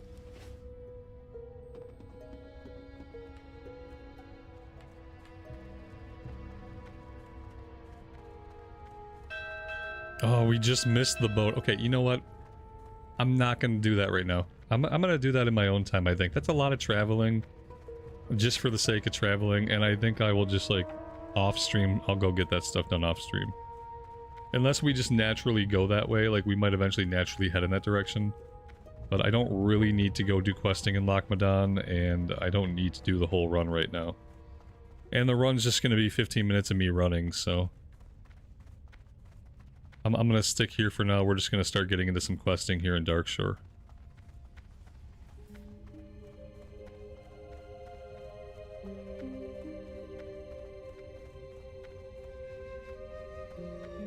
I'm gonna pick up everything that I can here. And then we'll just start to prioritize, like, what we're gonna do. We never went back to do this stuff. I think I'm done with Teldrassil. Maybe we'll find out that, I should have done more of these. I don't know. But, yeah. I mean, for now, I'm just gonna drop them. Oh, we want that one. Azure Mist, Show No Mercy. We're gonna drop that one. Ursula the Mauler can go. Shimmering Frond. I never went back to turn that in. Okay. Yeah, I think that's fine. And if we need more experience somewhere, there'll be plenty of zones we can go to get some more questing done if we feel like we're falling behind. How may I help? Hello. Dave, that's weird that you still can't catch fish in Winterspring with a skill of 400. I wonder why that is. That almost seems bugged out. Goddess, watch over you. I think there's a quest upstairs from a gnome. A couple of quests. Oh, you know what? Some of these are fishing quests. Can I help you? Hey, greetings. Oh, yeah, but my fishing, though. My fishing is about to cap out, isn't it?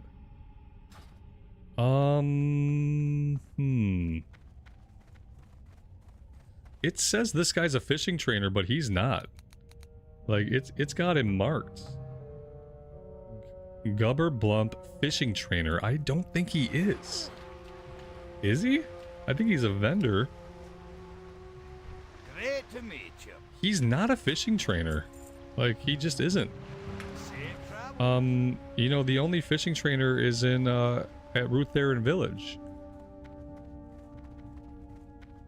Can I please increase the in-game music and volume? No, I think it's fine. Sometimes in Classic there isn't music. Like right now, there's no music playing. So like at times like this, there's nothing for me to increase. There just isn't any music happening right now. And the music that there is kind of subtle. But looking at my levels, no, raising it anymore isn't really going to help. And, I don't know.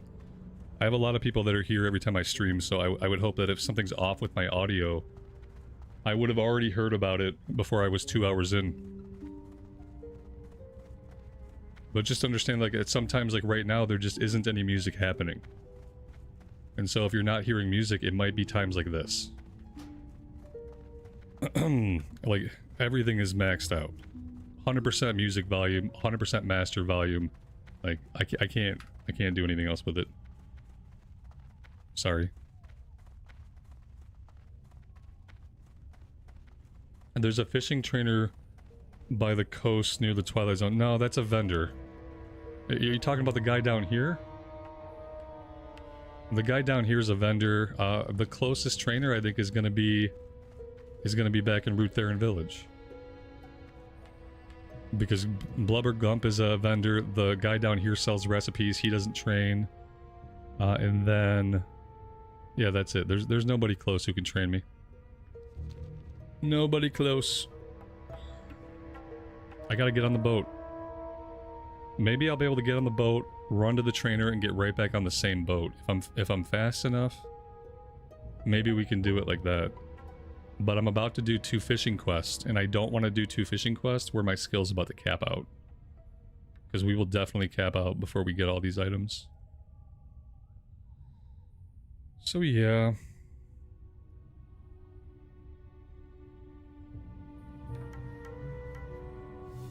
This is like the longest boat because I don't think it zones. I don't think it zones. I think it actually travels like the full route. Whereas like a lot of boats go out a little bit and then they zone to the other area. I guess I could fish a little bit here, you know, like it couldn't hurt. It couldn't hurt to do it while we still have skill ups we can get. Did I take Blubber Gump's quest? I don't think I did. Don't think I did. Cheyenne, good evening to you and welcome to the stream. Thanks for joining us.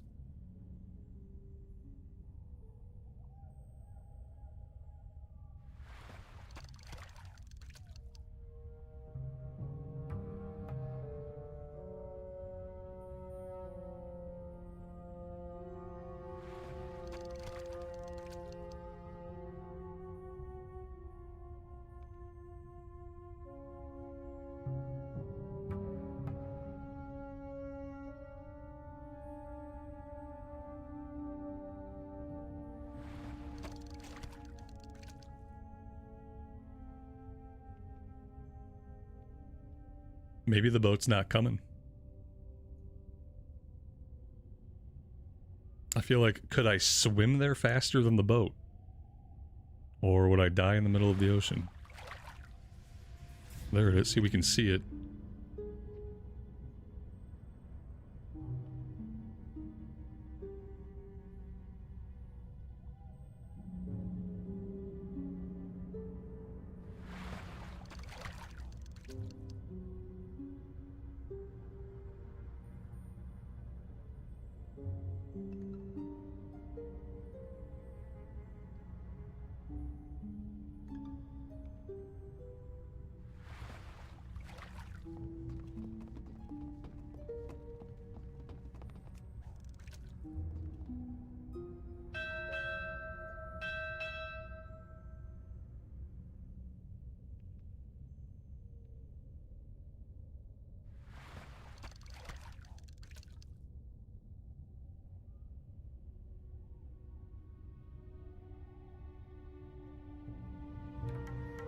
Karen, welcome to the stream. Thanks for joining us.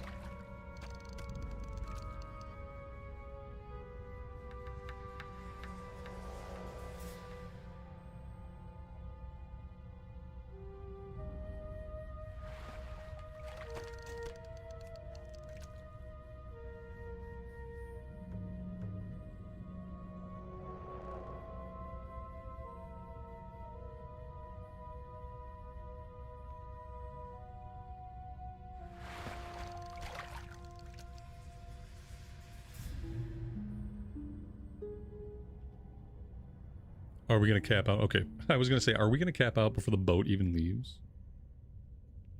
No. But this might be the slowest moving boat I've ever seen as far as like how long it sits at the dock, how long it takes before it comes back.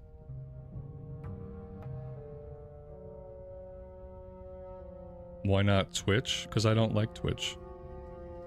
I started this channel 7 years ago as a recorded channel. And so when I decided I wanted to stream, it made more sense for me just to stream on YouTube, since that's where people knew me from. That's where I had a community that we'd been building. And I have no desire to get started on Twitch or to be in that ecosystem. I did a couple multi-streams, but with the multi-streaming, like, it didn't let me schedule the streams in the way that I like to ahead of time. It just didn't work for me. And then ultimately, I don't really have any interest in being on Twitch, because like I don't watch Twitch. I think a lot of it's kind of a cesspool. I think for new creators on Twitch, it's impossible to get discovered as a new creator. You're going to be at the bottom of a list of like 700 other streams. And I just don't really want to deal with it.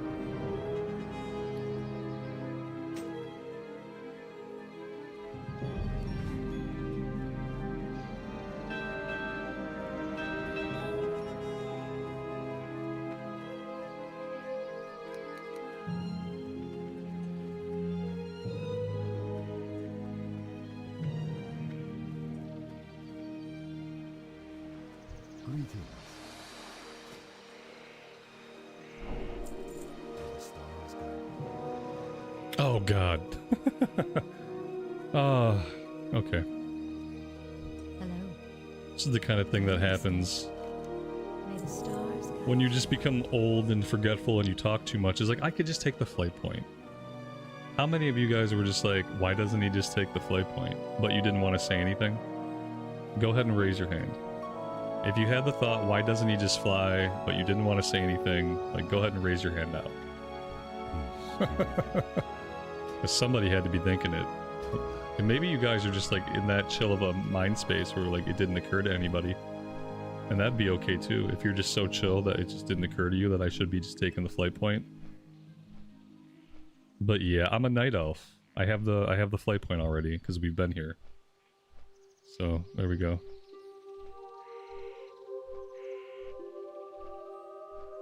There we go. At least we got it done. At least I remembered to take the flight back and didn't go stand back on the boat.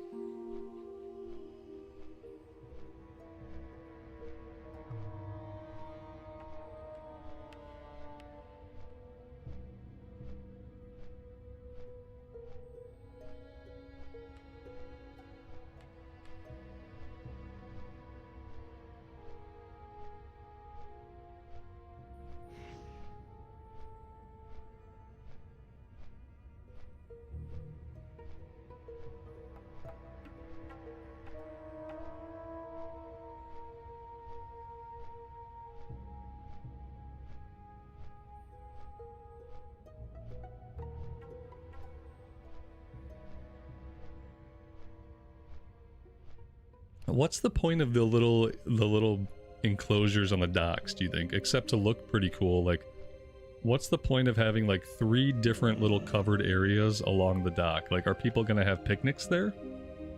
It's like if I get caught in a rainstorm, I just like stop underneath one of these. I'm just like, what is the purpose of these 3 little... I don't even know what you call them. It just occurred to me when I saw it from above, I thought, well, that's kind of weird. What purpose would those solve? Like, architecturally, why are they there? I am honored. Sea creature bones. Okay, let's go do some fishing. Let's grab his quest, though. I think we were already catching some stuff for his quest. How are ya? Off with you. Yeah, Darkshore groupers. Okay. Perfect. Alright, let's see if we can get these done. Felipe, welcome to the stream, and thanks for joining us today. I appreciate it.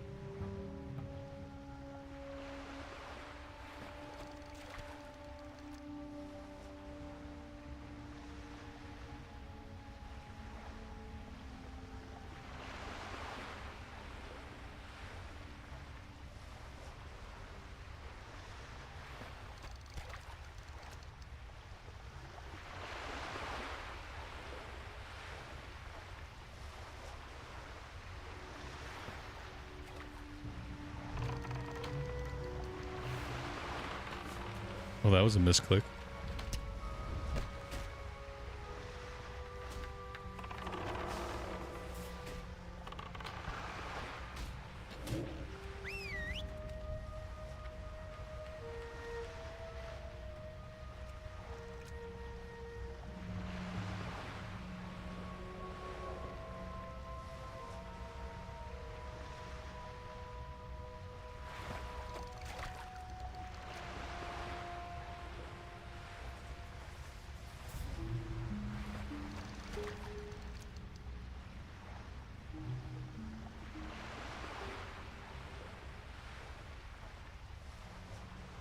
Maybe they put them up when building the dock to keep materials dry. Or maybe more of a structural thing. But look, like, none of the structure comes below.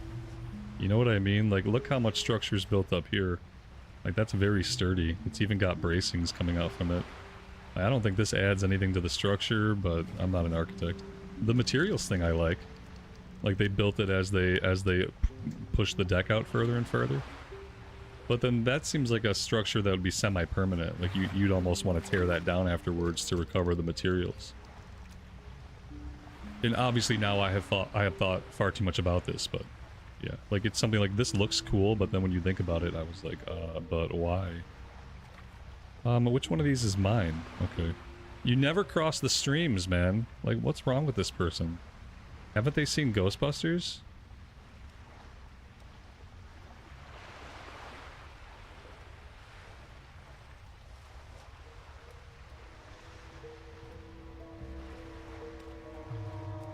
I had to tell him, because he obviously doesn't know. Oh, okay. I see. Well, hello. Here you are. There's your 15 seconds. Just don't cross my stream, because it gets annoying when I don't know which one is mine. Unless you're trying to annoy me. And then at that point, you know, I guess I shouldn't be giving you ammunition.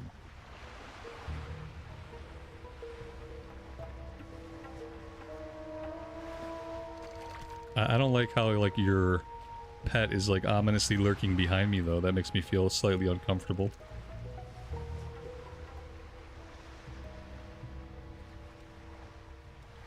It's for fishing in the rain. Yes.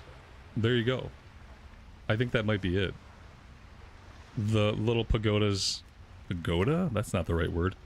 The little awning areas are for fishing in the rain. Yeah, I can believe that.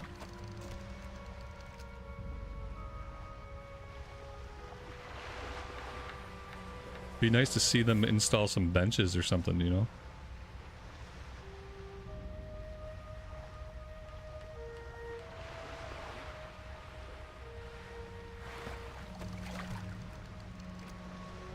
That's all the gaffer jacks we need, which is shocking. Usually it takes longer to get the gaffer jacks. We need 2 more groupers.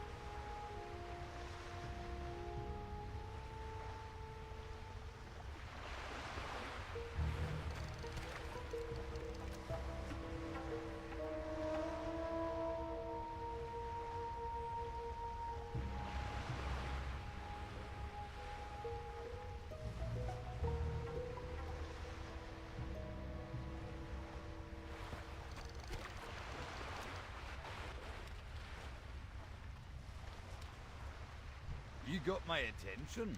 I've the finest wares in the land. And he gave us a new fishing rod. Let's take a look. Fishing +3. Okay. So we probably just want to go ahead and sell the old one. There we go. Sell the old dagger. Sell the one-handed mace. I don't think we have a recipe for these, but if we were to get a recipe now, I feel like, would they give us skill ups? I don't even think they would give us skill ups at this point. So I think I'm just going to sell those. Okay. Watch your back. That's good. Let's go ahead and re-equip the sword.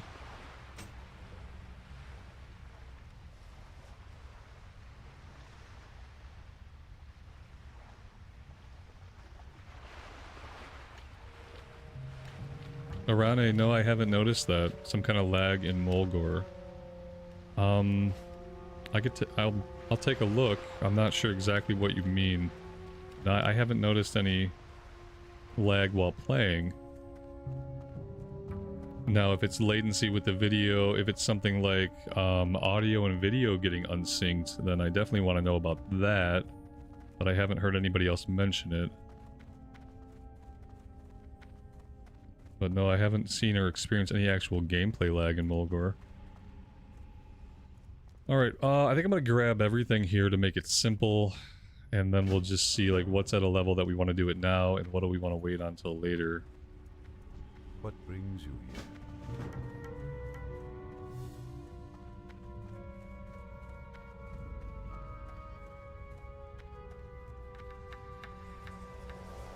Salutations! Pleased to meet you. Interesting. Daylight's burning.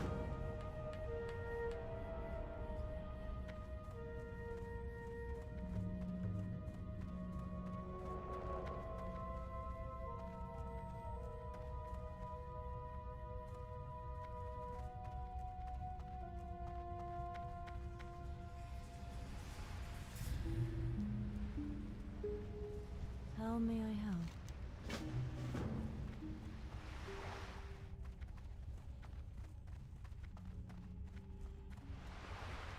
There are so many quests here. Level 20, like, we can just say, we can not pick up the level 20. I think, like, level 20, obviously, we're not going to do that anytime soon. Arane, I'll have a look, man, but nobody else has said anything. What can I do for you? Like, with the hardcore series, I got regulars who've been watching it. It's had a lot of exposure on the internet, so, like, I feel like if there was some kind of desync or something, I might have heard about it by now.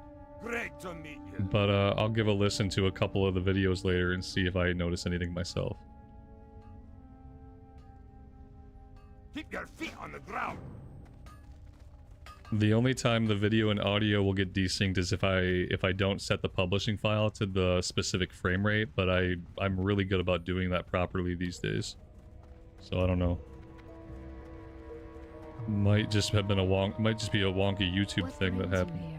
Ishnu Dal Dio. Greetings. I am honored. But I will double check a few things. I am honored. Be careful.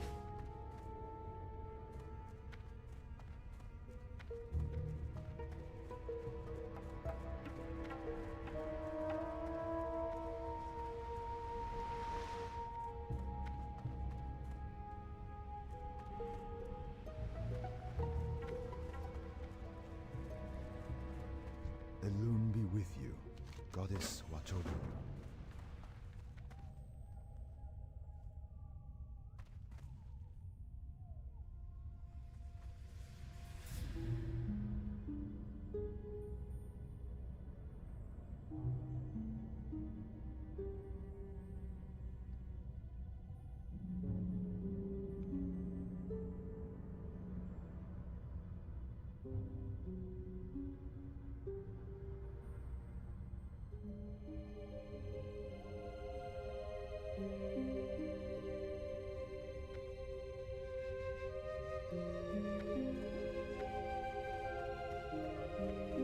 I am listening. Ishnuala. Level 18, we're gonna leave that.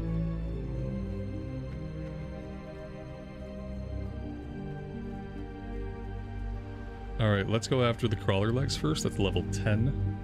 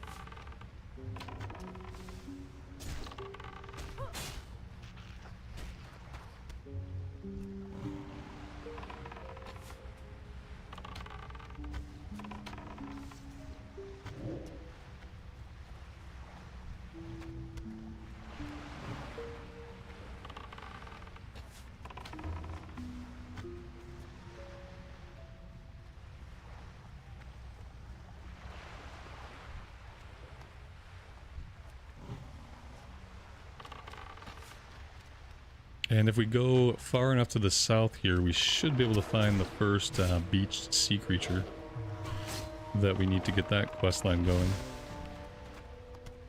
There's also a fishing vendor that might sell some recipes we want. But I feel like he's... Well, you know what? He might be just down by these docks. Maybe we should go have a look at that.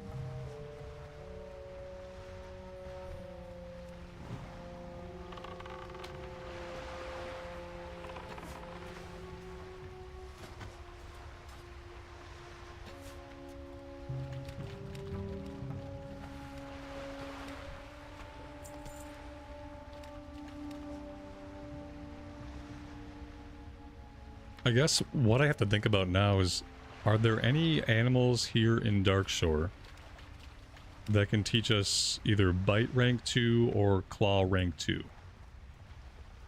I mean, if there are, they're probably like far to the south. Like maybe the level like 17 or 18 bears might have something like that.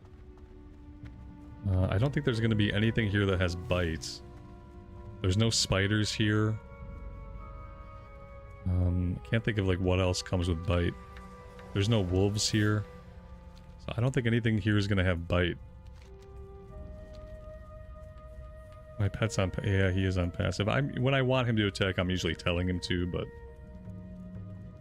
Sometimes having him on passive is easier, because that way if I'm running through an area and when I get attacked, like he doesn't stop and fight everything that hits me.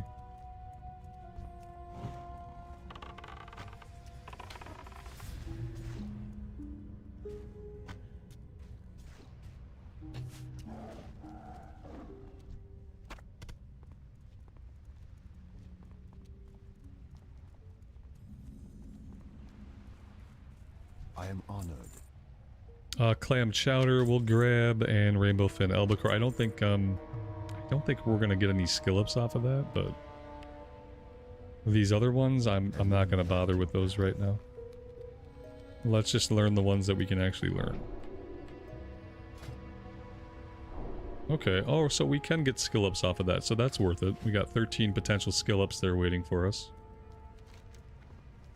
Alright, let's head back to the north here.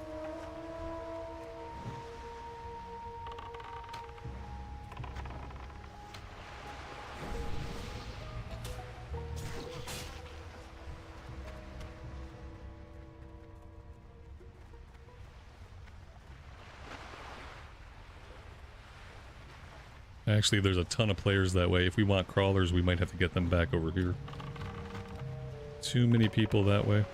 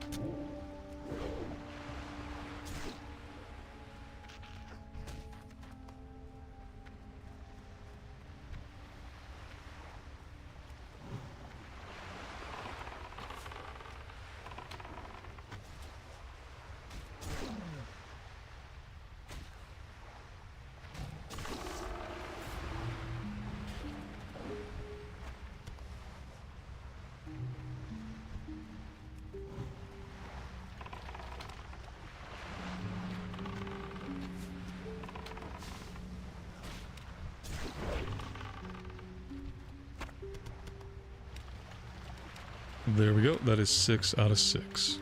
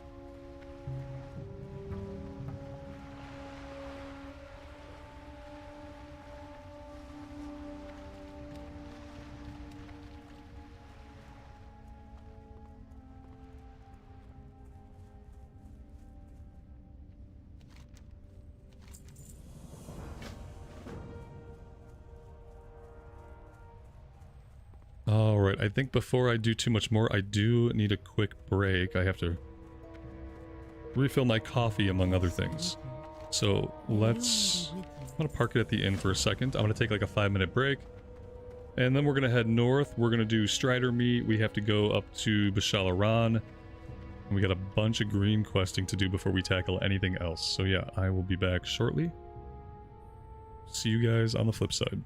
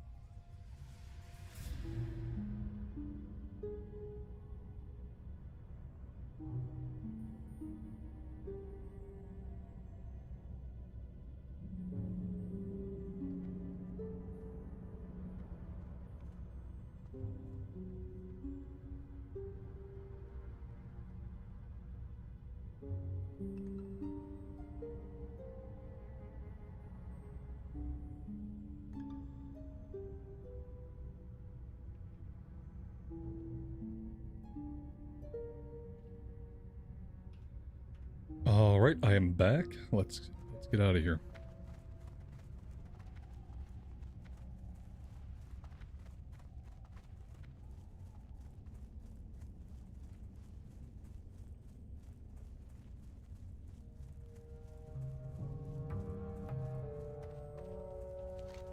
And so as we go north, we need to find striders. 5 strider meat, they have like a 10% drop rate.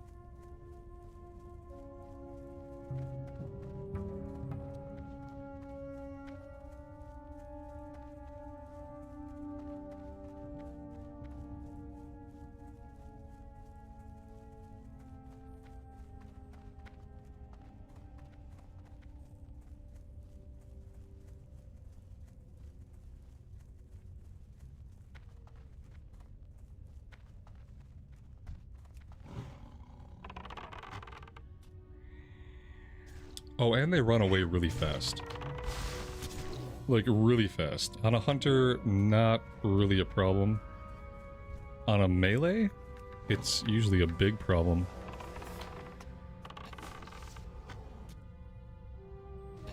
Unless you have some way of slowing them down. Like a slowing totem or a hamstring. I guess I could get in there and wing clip them, but since I can just shoot them, it doesn't really matter.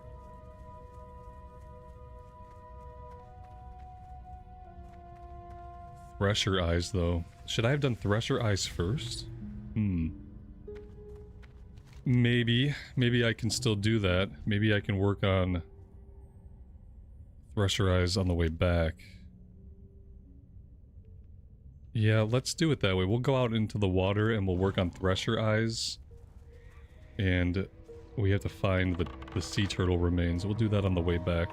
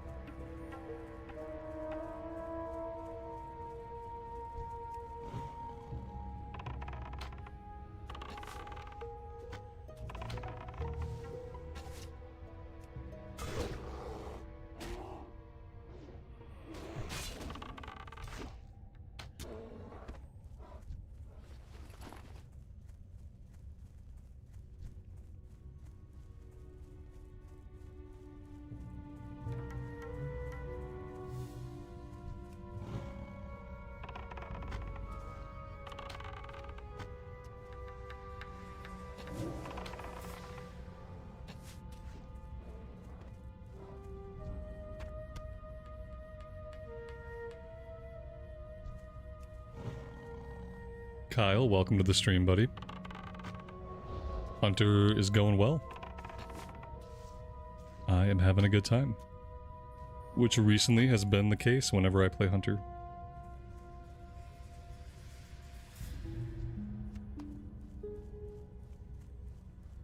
Just some nice and smooth leveling.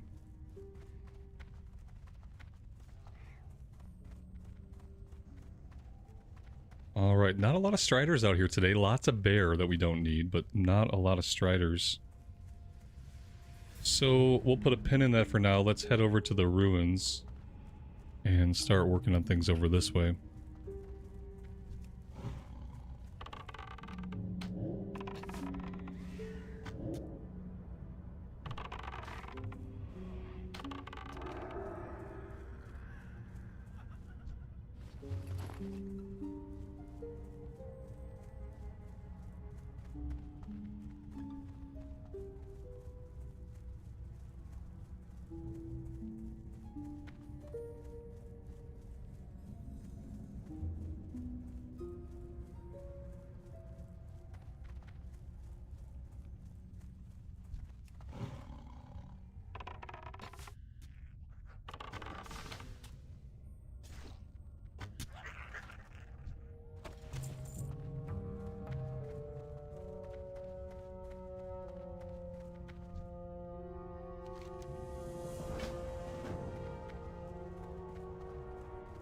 We need 8 Grell earrings.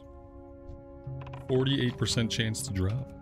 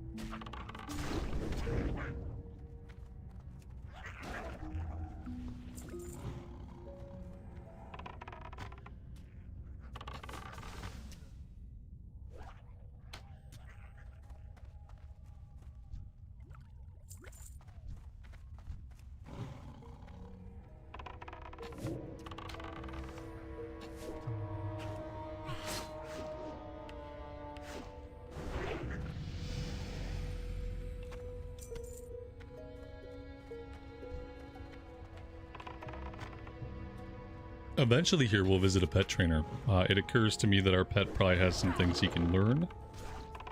And he probably has enough TP to actually learn it, but we gotta visit a pet trainer. It'll just be like resistances and stamina and stuff like that, but probably still worth picking up some of it.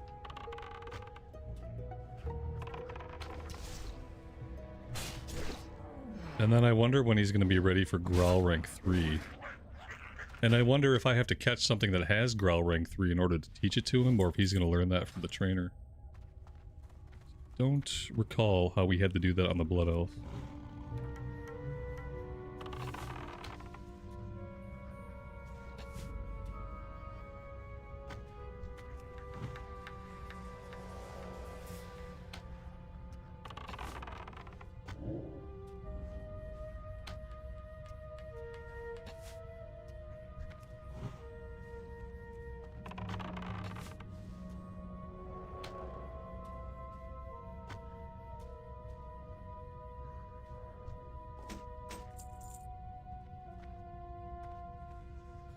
Training Sword of Strength, level 5 sword with 3 strength on it?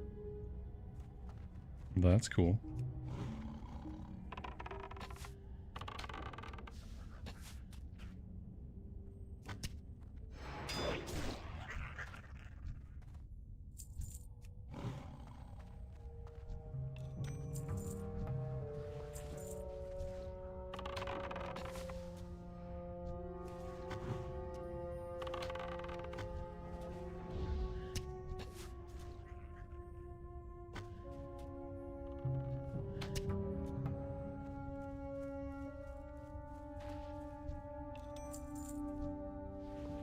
That might be the first time we've run out of mana. We're still rocking refreshing spring water. That's nice. We skipped milk, and now if we want to pick up new water, we're into the level 15 stuff. I don't even know if we need to worry about it yet. We don't go that often. And the spring water's still doing okay. Because we don't exactly have a huge mana pool either. We got a rare spawn guy here. Lycillin.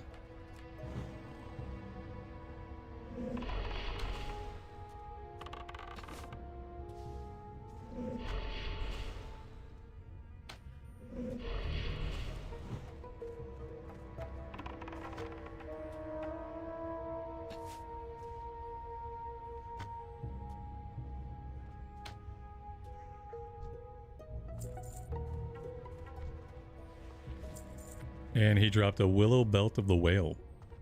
2 spirit, 2 stamina cloth belt. Do we have a belt? Yeah, we do. Okay.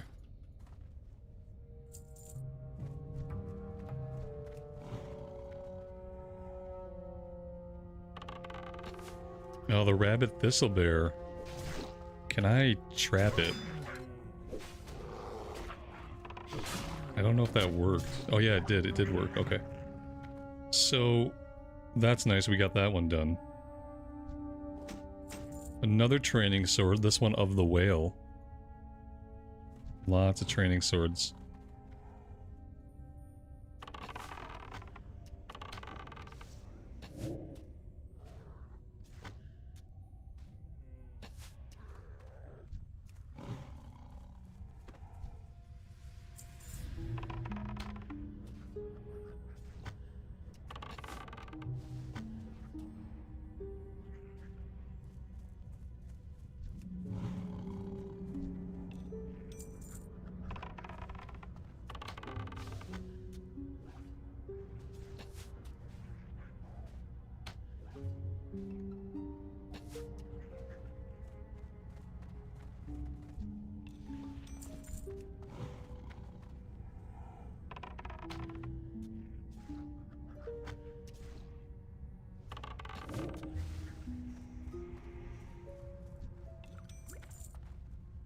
You know what's been really weird?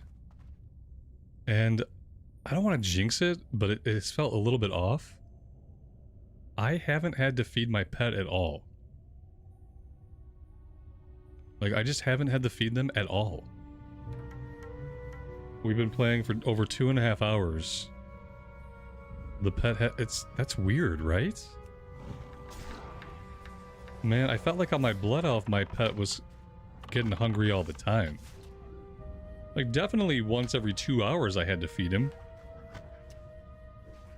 But this guy's just, he's been happy the entire time. I wonder why that is. Does it have something to do with, like, his loyalty levels? Like, maybe his loyalty levels are high because we caught him really young? I don't know.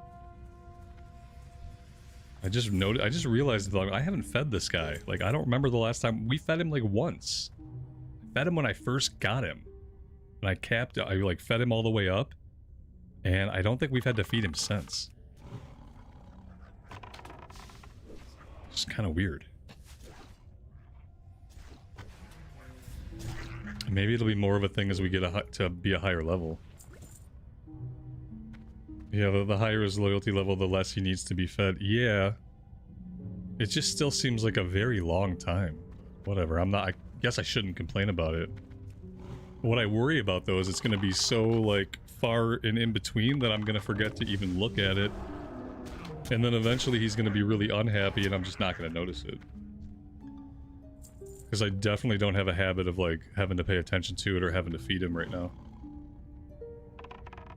It's kind of strange. We'll see if, like, as I get higher level, it'll probably change. I also haven't gotten him killed yet, so... that definitely plays a factor.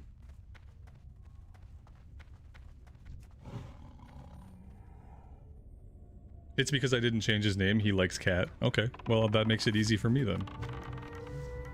Cat, he shall remain.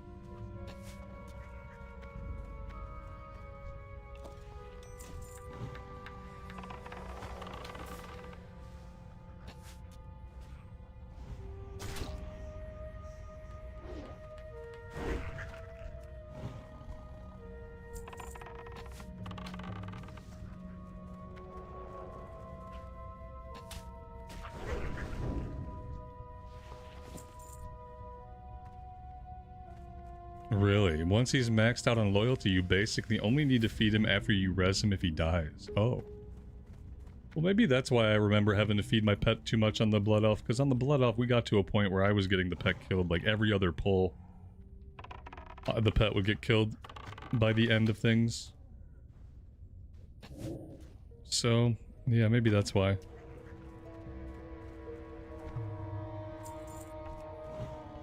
Because we had changed pets. I changed pets like in Outland, and oh boy, was that ever a mistake. We were having to feed the pet like crazy because he had like 0 loyalty levels. Won't be doing that again.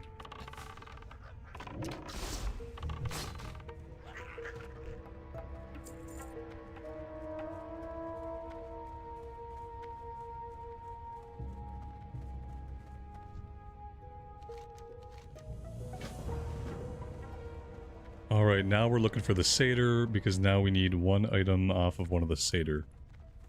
Let's drop down over this way. Sometimes there's a bunch of them off this little ledge.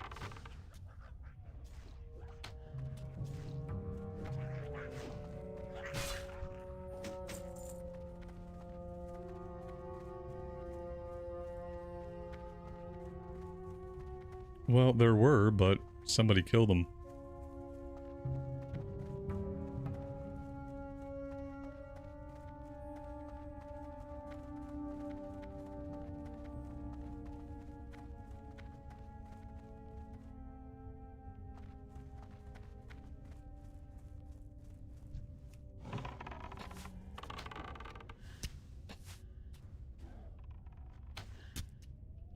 Yeah, even though the Thistlebear will only follow us around for a certain amount of time, we already have credit for the quest, so... Like, eventually he will despawn, but it doesn't matter. You don't have to run him back at all. It gives you credit as soon as you capture him, and then you just eventually go back and turn the quest in.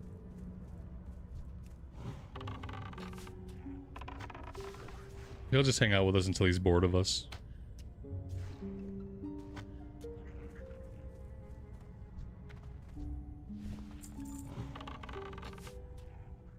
There might have been a point in history where you had to take him back to the guy, but since Classic has been out in 2019, it's worked where you just get him and then you get the ping right away.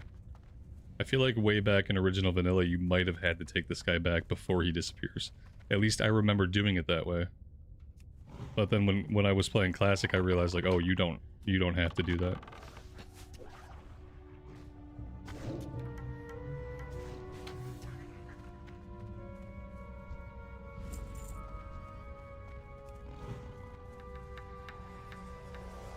Sometimes he rushes forward as if he's gonna go into combat, and then yeah, he's not going to. If you're a hunter, whenever you escort creatures like this, they should act as like second pets for you, but only if you're a hunter. That'd be like one of the perks. Not that there need to be more perks, but it'd be pretty cool.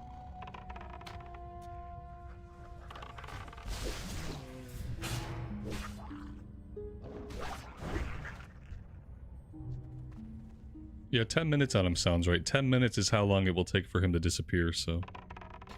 Maybe at one point it was like a 10-minute timer. You had to get him back to the guy within a certain amount of time.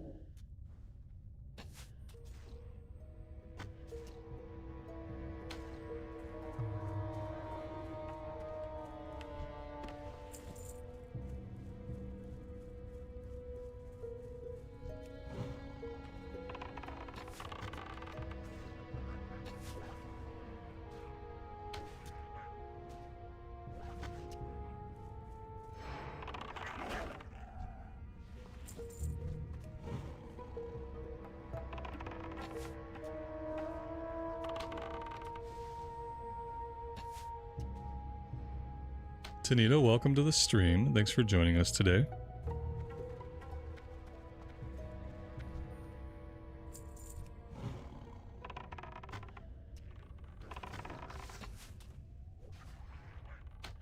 Yeah, Hunters and Warlocks, I think, are probably the only classes that you can play in a way where they have zero downtime.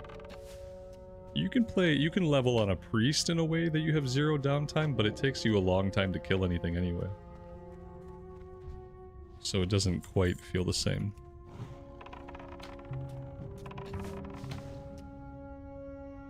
We have like max damage, zero downtime. Which, you know, for leveling is kind of overpowered. But I like it. Keeps the momentum going really strong.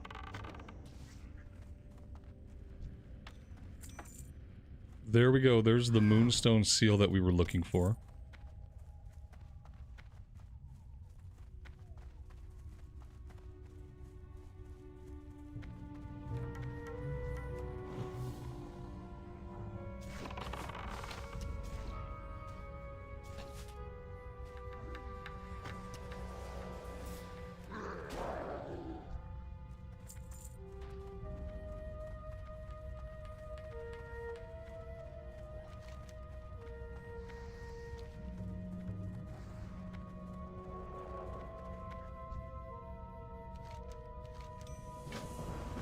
Okay, so now let's cut right out to the coast. We're gonna go out into the water. We're looking for Thresher Eyes. And then the buzz box to turn this quest in, it's gonna be up here somewhere. So if we can kind of do the quest out here, we can get it turned in. Then we gotta go back south and we gotta find the turtle remains. But I think trying to do the Threshers out here makes more sense. If we go straight out into the water, there should be some. Oh dear God.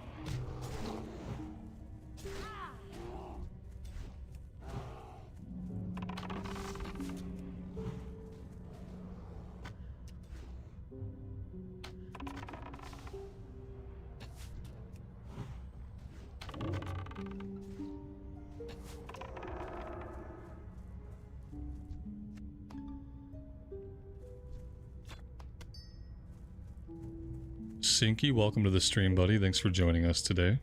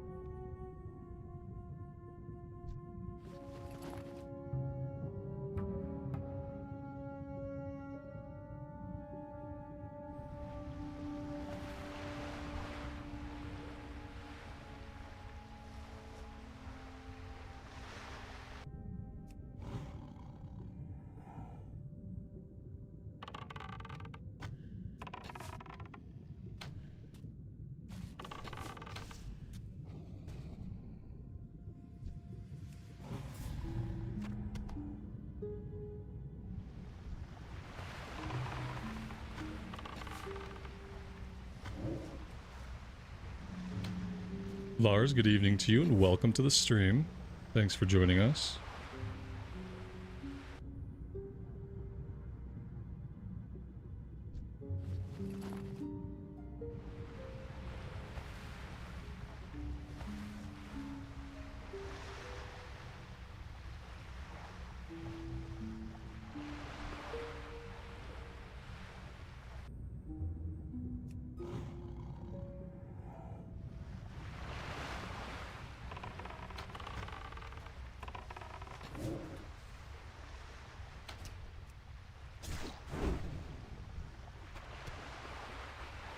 Alright, that was pretty simple. That's 3 out of 3, and the turn-in is directly behind us.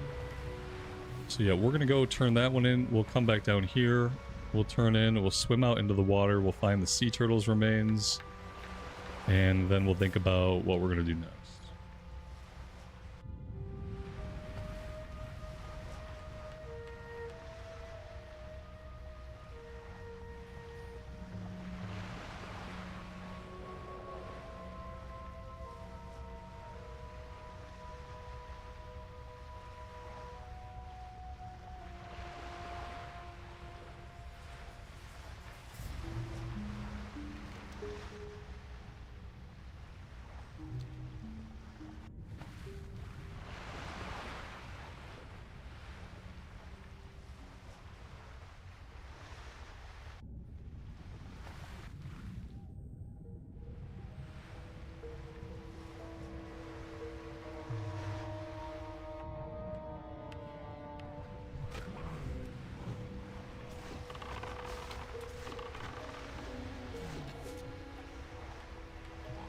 Did I pick up the quest to go into this area?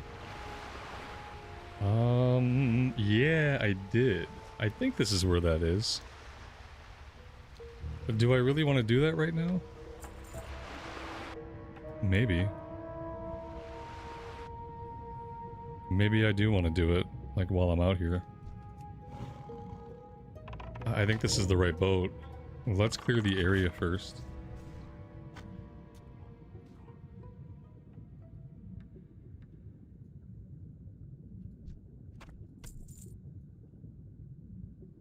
Definitely not worried about them overpowering me. More worried about having enough breath to get where I need to go. I don't really recall where this thing is at. And oh god, that was really weird. Like oh, it's down here. For a minute, I almost didn't fit through the window. Which would have been really unfortunate. Oh shit. Okay, this has gone really bad. This isn't gonna work. Let's do this. Just get him off of us for a second. Let's just grab this while our pet's fighting them. This may be the first time the pet dies here. But that's okay. I don't know if I can take 2 seers in the amount of time I have left on my breath meter. Especially with the pet not being able to hold them off of us. Okay. Yeah, I gotta get out. Maybe the pet can finish it up. Whew, okay. We're alive. The pet's alive. It was a close one. I feel like it was worth just getting that one done. I oftentimes skip that one and don't bother with it, but... there we go. The power of the hunter.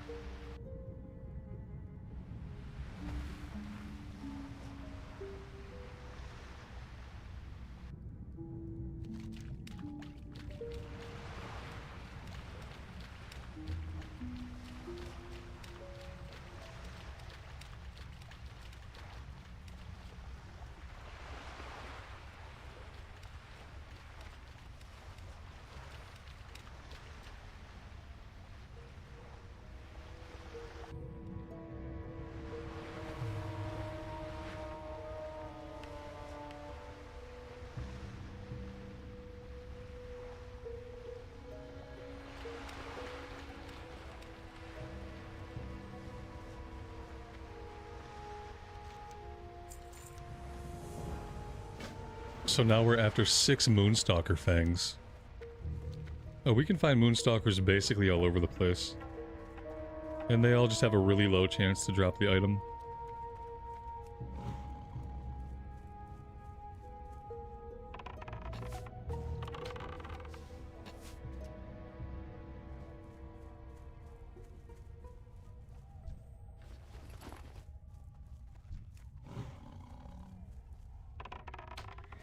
So on the way back to town, we're looking for any Striders for the Strider meat and any Moonstalkers for the Moonstalker fangs.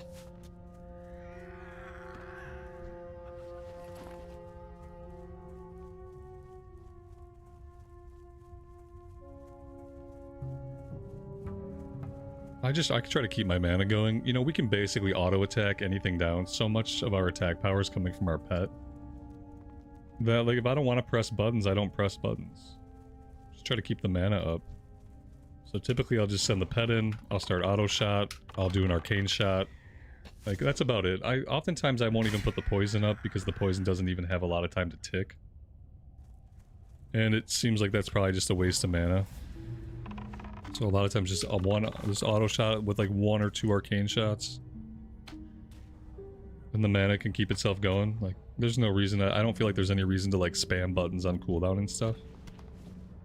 Tribal vest, leather with agility and stamina on it. That matches like so well. Damn, I already bought something a lot better. That would have been a cool look to rock, but I guess we're sticking with the battle harness for now.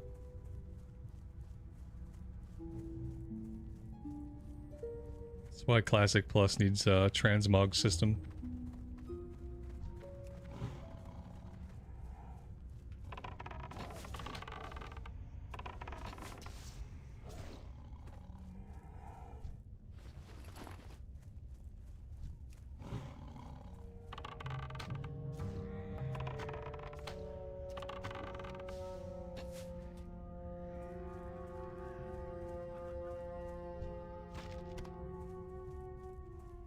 Inventory's full. Okay.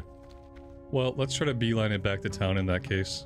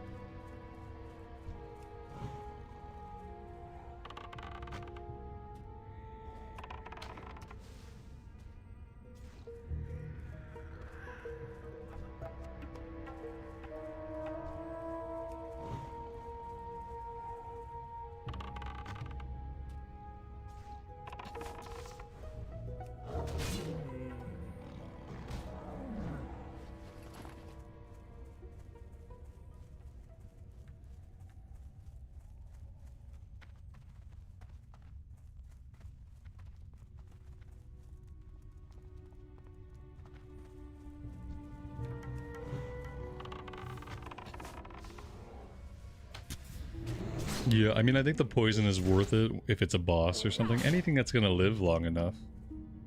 I mean, the duration is 15 seconds, and I feel like, for the most part, nothing we fight right now while soloing is gonna live for 15 seconds. Eventually, stuff will. Or if it's just like a tougher enemy, it's probably worth it.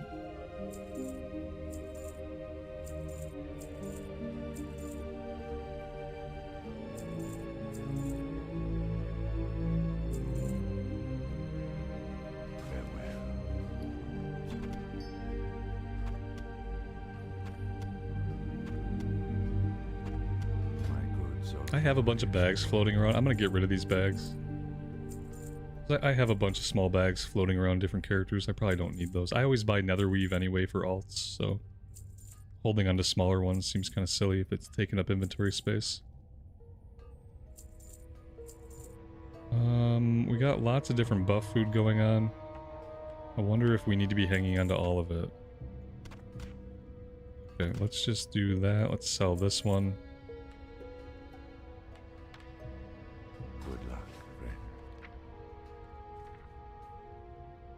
We never learned first aid. Okay. Do we need first aid? I feel like maybe we do. But somehow we just never grabbed it.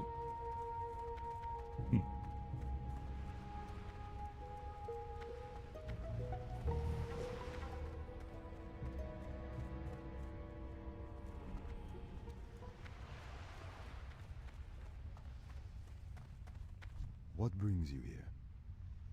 I sold the Strider meat. Not a big surprise. I feel like I do that every single time. The only time I don't do it is if we complete the quest the first time we go out, then I'll turn the quest in. But not surprised. Maybe we can buy it back. If not, I'm not worried about doing the quest. Talk to me. There we go. Oh, we only have 2. Yeah. Makes sense. Be good. I think I'm gonna mail the linen off to my bank alt for now, and then if we pick up first aid, we can send that back.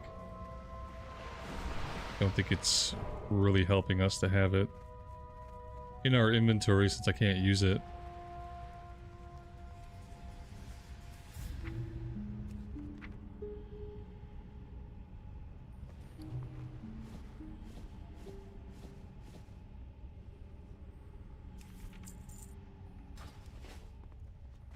Okay. Now we have to swim out into the water. We gotta find the sea turtle remains. That gives us the ability to go find the rest of the beached creatures. Some of which we've already, like, swam past or ran past.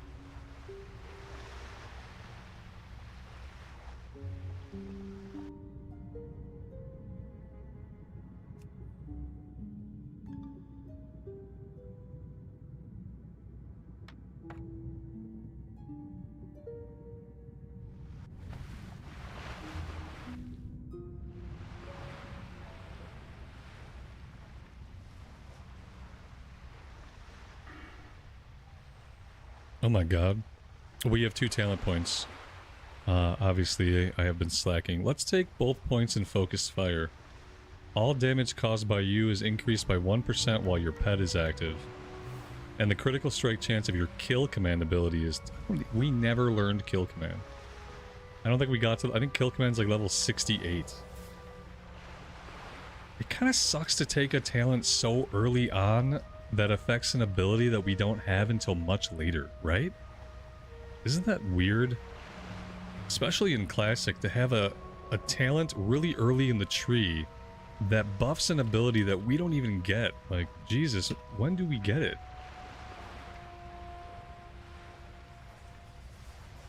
$66.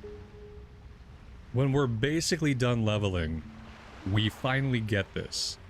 And it's buffed by something in the 2nd rank of the talent tree. Very weird. I mean, I'm gonna take it. It's 2% increased damage right now. It's obviously gonna be much more worthwhile later on. Very strange. You don't see a lot of that kind of thing in Classic. You see that a lot in retail. Where like really early talents buff things and affect things that you don't have until later on.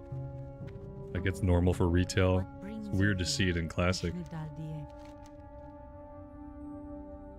Go in peace. Okay, so a couple of things now.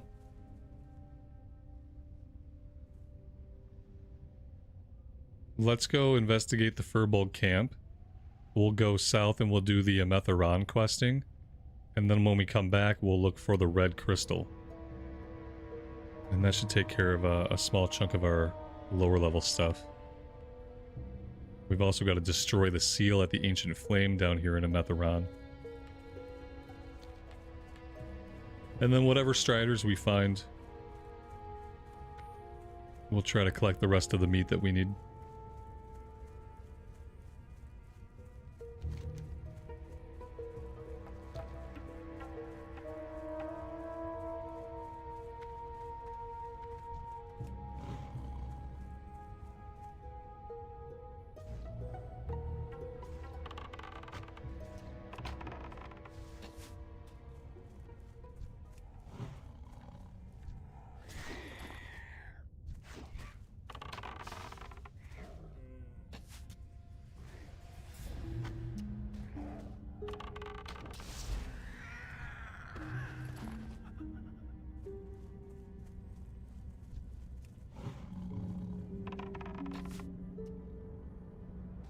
We bought the Strider meat back. Really not that big of a deal, but we bought it back.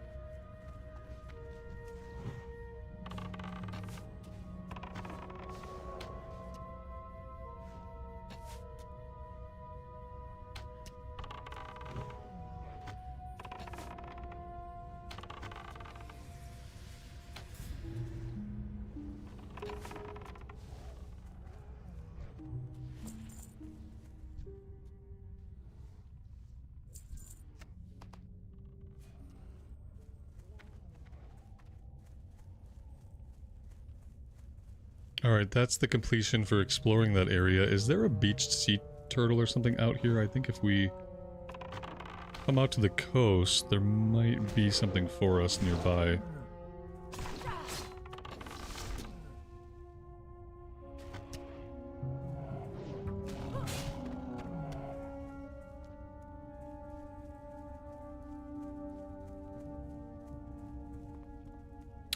Or maybe not.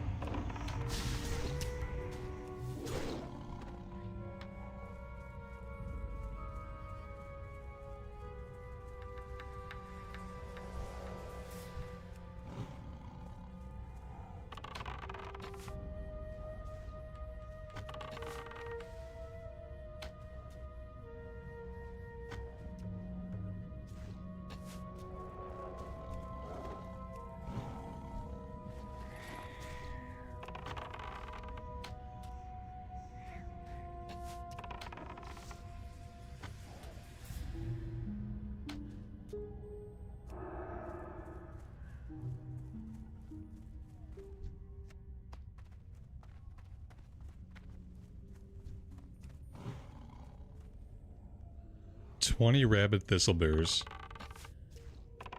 We could probably do this now. We're kind of at a point where we can do a bunch of quests, like, all together. You know, normally I would kind of phase these out. But with all the character power the hunter brings, a lot of times you don't need to do that stuff. These guys are only level 13 anyway.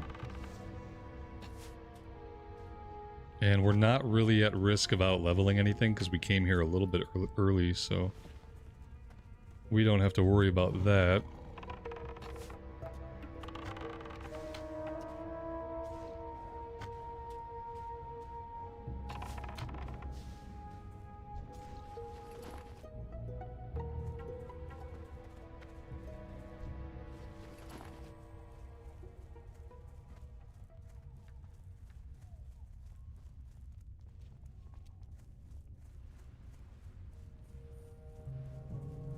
Oh, here we go.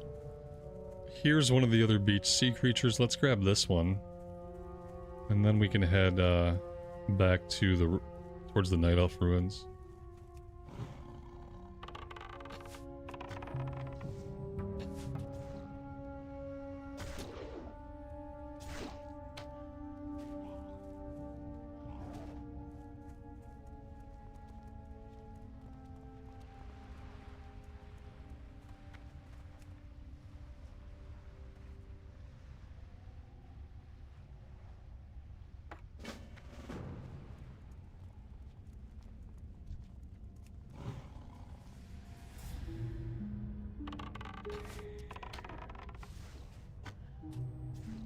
Eventually we have to find a cat with dash. Because it would be very nice if my pet could kind of close the distance a little bit faster. So if he doesn't learn dash naturally, which I don't think he does, then we gotta find somebody to tame for a little bit that has it.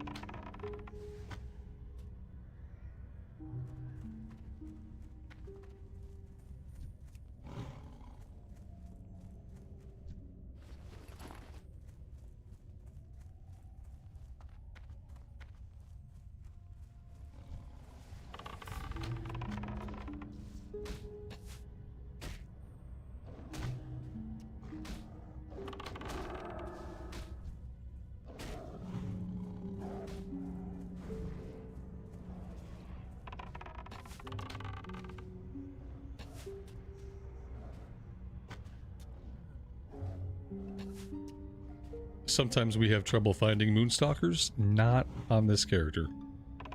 We're having trouble avoiding Moonstalkers at this point. Now, if only we can get our last item.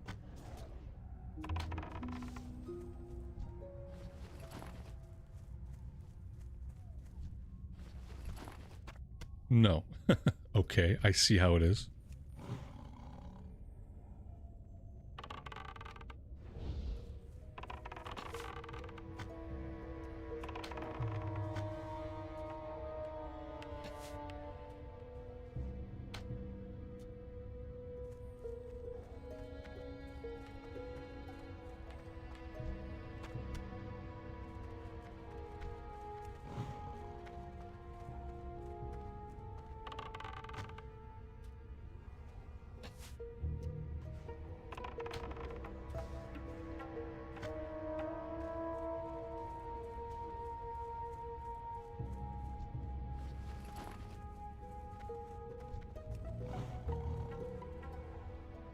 Alright, we gotta head north up the road a bit and actually pick up these quests.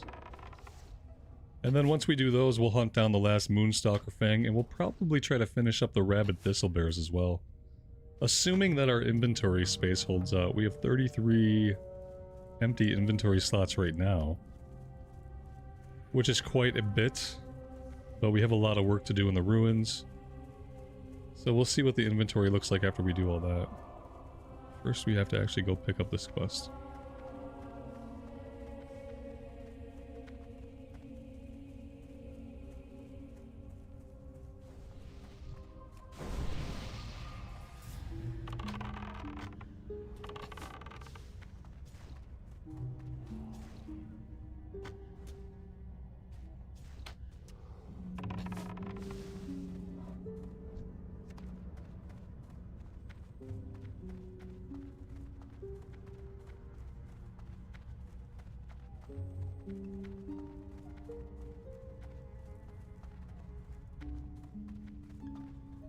Hello.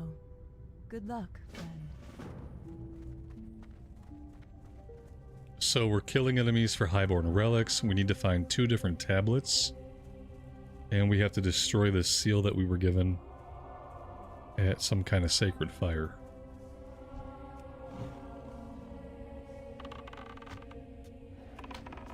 Oh, I guess the other factor is whether or not our ammo holds out. We only have 350 arrows right now. And who knows how long that's going to last.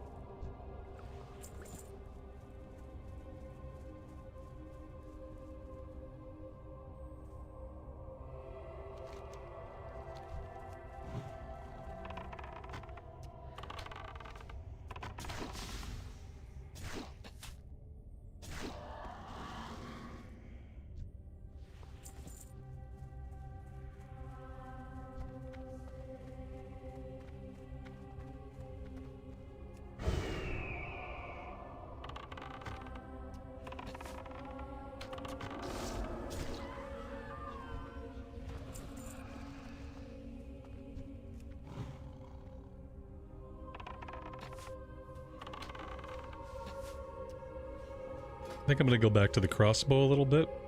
We're 80 out of 80 on bows. We're 70 out of 80 on crossbows.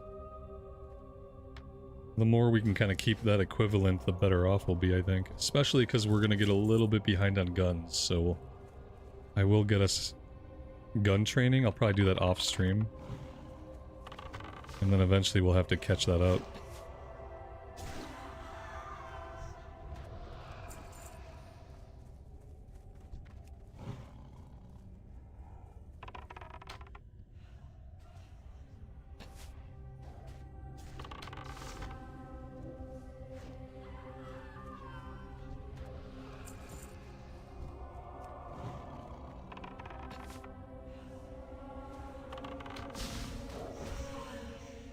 Without Questy, I have no idea where the tablets are at. I know there's one on the northern end of the ruins and one towards like the southern middle part of the ruins. Other than that, I'm just trying to keep my eyes peeled. Because I don't know.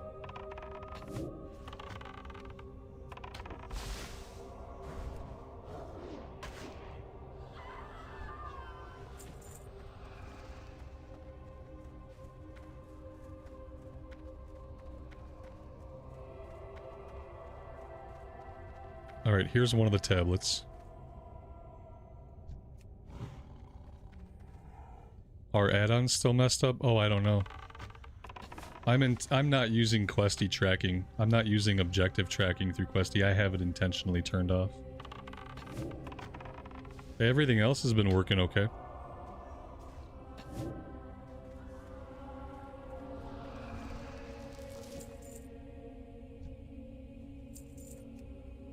I got sick of staring at my mini-map. I got sick of opening my map and like looking for the quest objectives and stuff. I felt like too much of my attention was like me staring at my mini-map, moving from like objective to objective that way, and not enough time looking at the game world. And so I decided not to use the objectives tracking anymore. We've just been winging it ever since.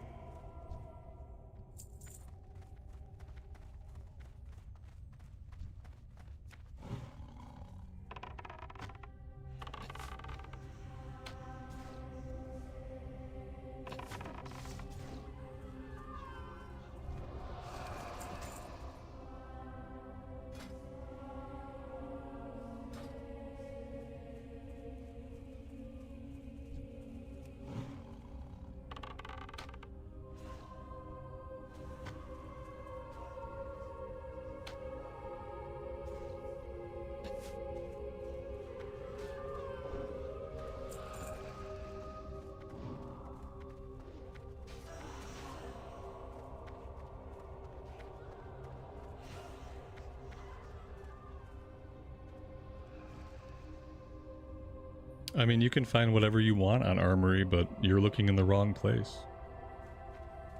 I don't know what to tell you, man. And we actually did raid in Kata too. I did a couple raids in Kata on my Tauren Warrior. And then I decided I didn't want to. We did a couple of raids in Pandaria. I would recommend you just stop obsessing about me. That's really the only recommendation I can give you.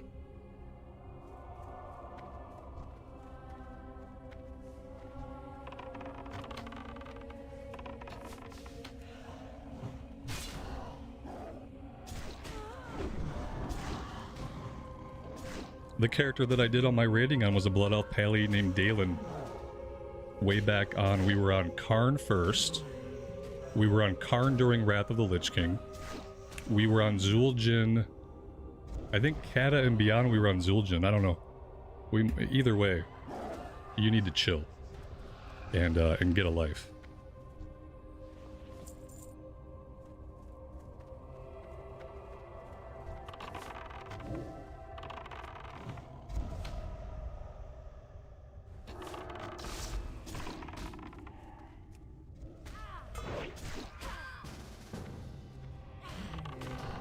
Oh shit. I did not mean to do that. I didn't realize what he was inviting me for until it was too late. Now I feel like a jerk. Whoops. I have a stalker. I have a couple of stalkers, yeah. None of the good kind of stalkers. They're all like they want to express their own self-hatred by taking it out on me. I got one of them banned from the game because he kept sending me in-game mails that were like very hateful. And so finally I started leaving notes. I would report him and I started putting notes in saying, hey, look, this person is threatening me. They're very threatening. And if it doesn't get taken care of, I'm going to make a little video about it on my YouTube channel. And then a couple days after I started reporting all of his communications that way, he disappeared. So yeah, I got stalkers. But they're not the fun kind.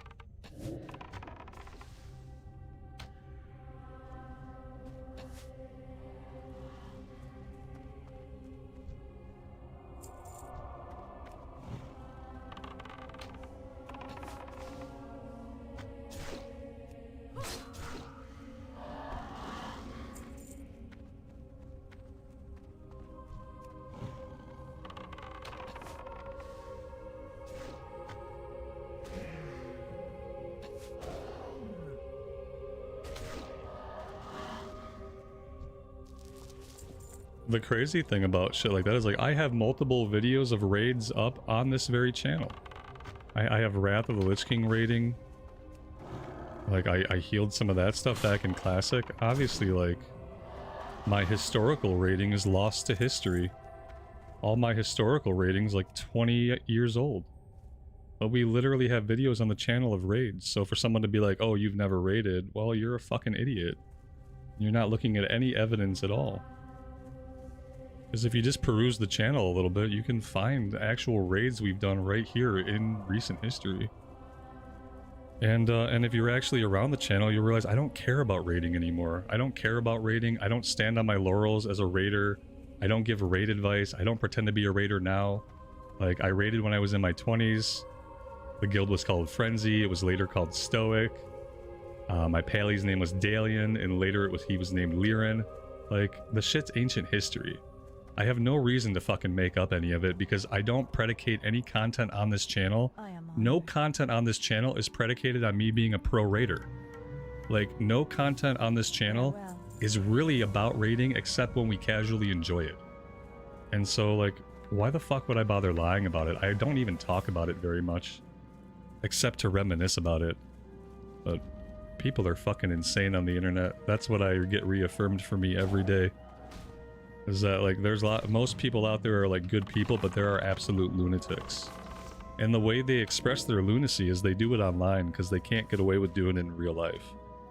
There's too many consequences for being a total nut job in real life. So they get it out on the internet, you know? It's apparently just a thing people do.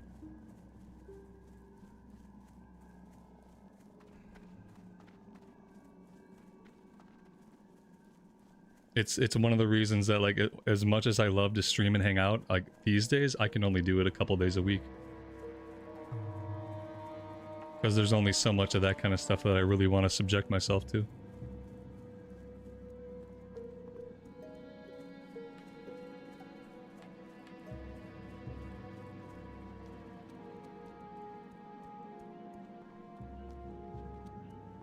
We need to go... Yeah, we got a couple things to do that don't involve me just being completely distracted by idiots.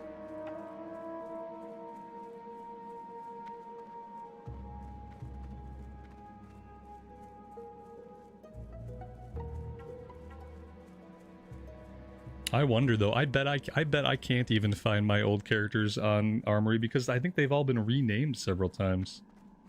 Like my main Blood Elf. God, like, I don't even know what happened to him. Like, my Blood Elf Pally from back in the day. I guess maybe he's still around, but if he's around, it's, like, probably had a name change. Because it's probably had a server change. Like, I don't even know what happened. There's no way to even, like, pull anything up to look at it. Anyway.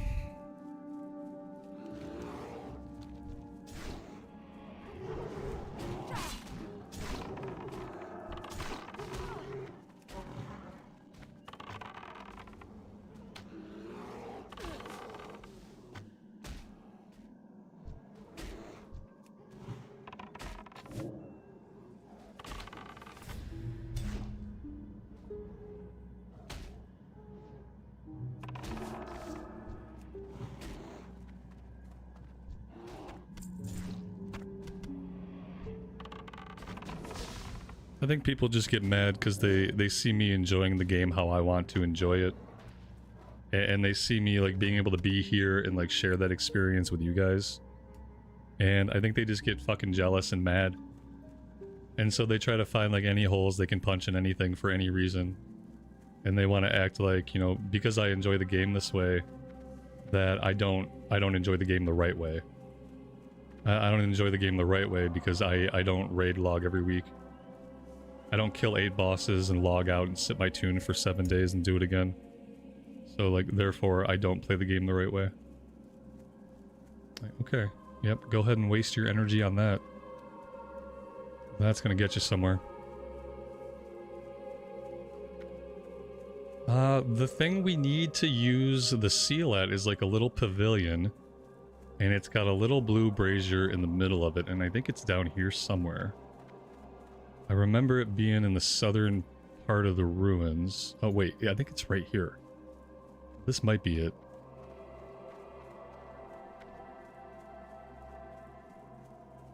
Nope. That's a cooking fire. Okay. Let's go a little bit further south, I guess.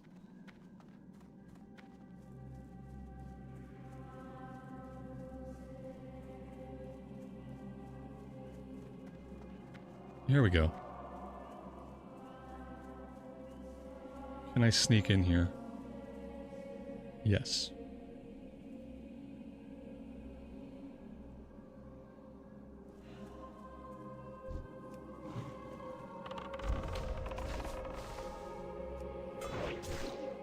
The crazy thing is, like, what I think is kind of crazy is, like, if I were to watch somebody on the internet playing a game, and let's say it was a game I liked, but let's say I didn't really like how they played it, well, I just wouldn't watch them anymore. You know what I mean? I would just I'd close out of the video or the stream, and I wouldn't watch them anymore. I don't know how you get obsessed with somebody to the point where, like, they're playing a game away, you don't like how they play it, so instead of just like not watching, you feel like you want to get involved. Like, what kind of moron do you have to be to feel like, well, I see somebody playing a game a way I don't like, I'd better get involved in that and tell them that I don't appreciate how they're playing the game? Like, your brain must be wired completely wrong. If that's your reaction to, like, seeing somebody on the internet doing something in a way you don't like you're fucked. If you feel compelled to feel emotions about it, even to the point where you have to expend energy to type words in a stream when you're just gonna get booted, I'm just gonna ban you anyway, then you got your wires crossed. And you probably need to go get some fucking therapy or something. Because something's not right. Because the normal reaction to watching a dude play a video game that you don't like it, the normal reaction would be just to turn it off. It's a completely abnormal reaction to verbally assault somebody and demand that they play the right way or admit that they're not playing the right way. That's psychotic. And I think there's a lot of people walking around out there with psychotic tendencies, and they come out online. In real life, they probably seem like completely normal people. But if you were to get a glimpse at their activity online, like, I think a lot of their friends and a lot of the people they interacted with in real life would be fucking sickened at some of the things these people say online.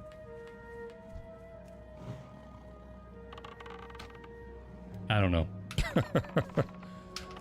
From what I've been subjected to, that's just what I've come up with. This is the way people are. And welcome to the stream. Thanks for joining us.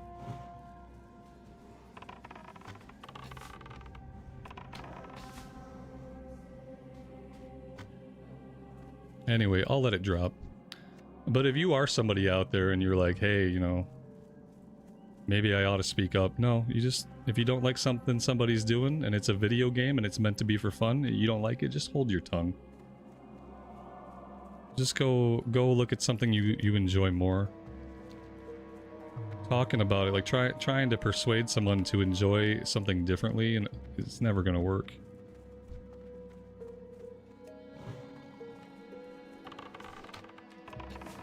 The red crystal is around here somewhere. I don't know exactly where. You know, like, without Questy, I'm not sure. I'm starting to think maybe I don't even have the quest. No, we do have the quest. It's gotta be somewhere north of us. Keep going this way, we ought to find a way up.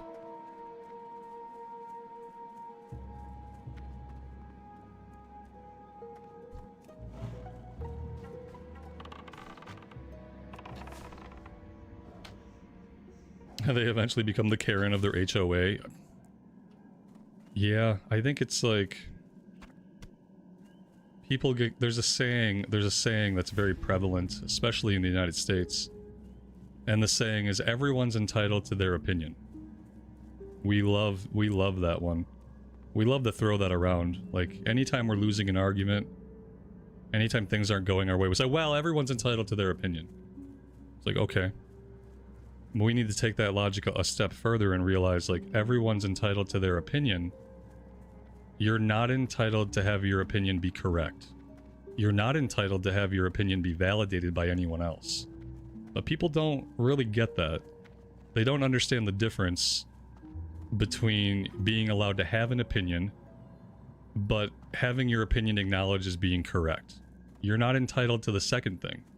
You're entitled to, in your own headspace and in your private life, have whatever opinions you want. But you're not entitled to have society say, yes, this opinion you have is correct. You're not entitled to that. No one's going to give it to you. And you're not entitled to be correct. You're entitled to have whatever opinion you have. But that's in your private life, in your own headspace. You're not entitled to validation. But I think a lot of people now, they feel like they are entitled to validation. You know, to not only have an opinion, but to have everyone else say, well, yes, your opinion is correct, you're right, and I'm wrong. And that's not going to happen. You're not going to convince anybody that they're wrong with words like that. Not ever.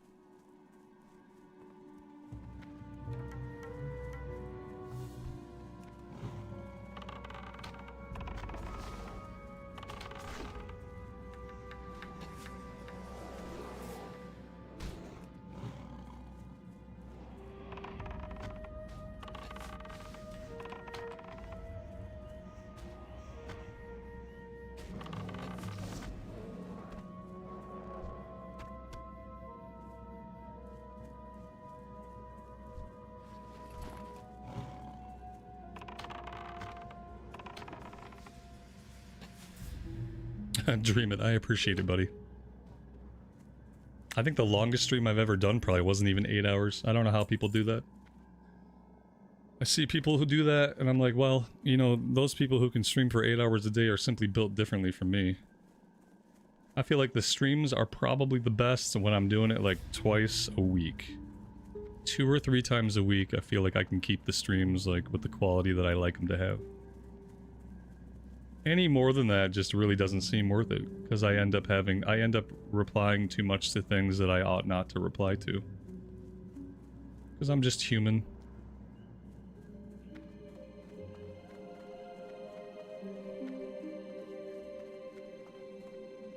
Two or 3 streams a week also lets me keep the recorded series going, which I really like being able to do that. What brings you here? Because that's kind of the heart of the channel. And I'd really like to keep it that way.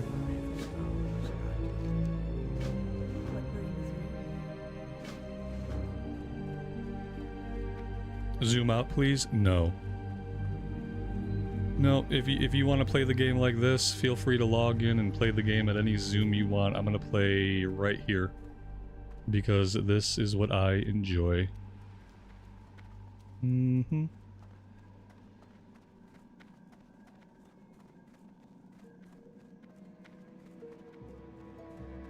Zoom in, please. No. The answer to all of your questions is no. No, no, no, no, no. What brings you here?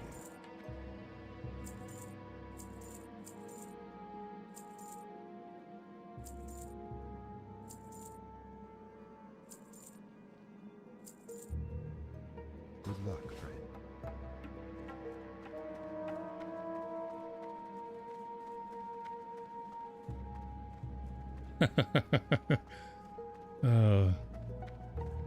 Well, breathing is an involuntary activity. Peace be with Zooming my camera is a voluntary activity.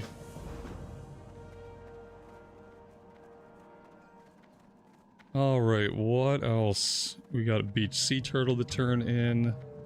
Gotta turn in the Bashalaran quest goes back up to this guy.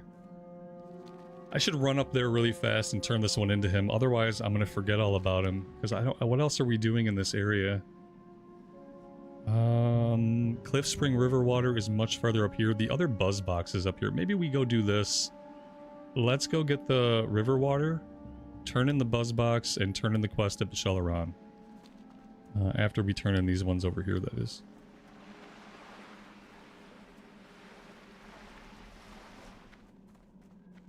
Maybe I should set my Hearthstone here too. Probably be more useful than being set over in Dalaran or wherever it's at.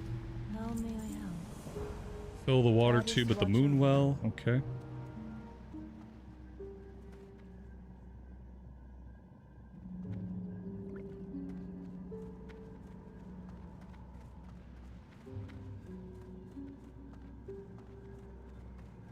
Feel free to browse. May the stars guide you.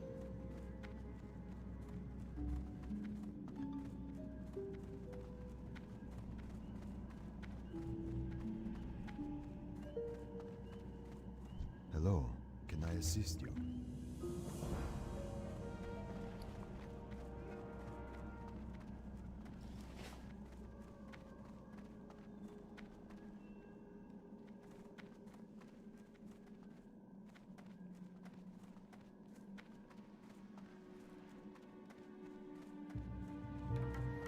Greetings.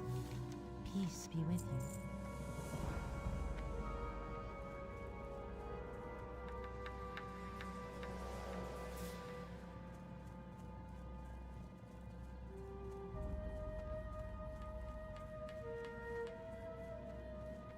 Nenya, welcome to the stream. Thanks for joining us today.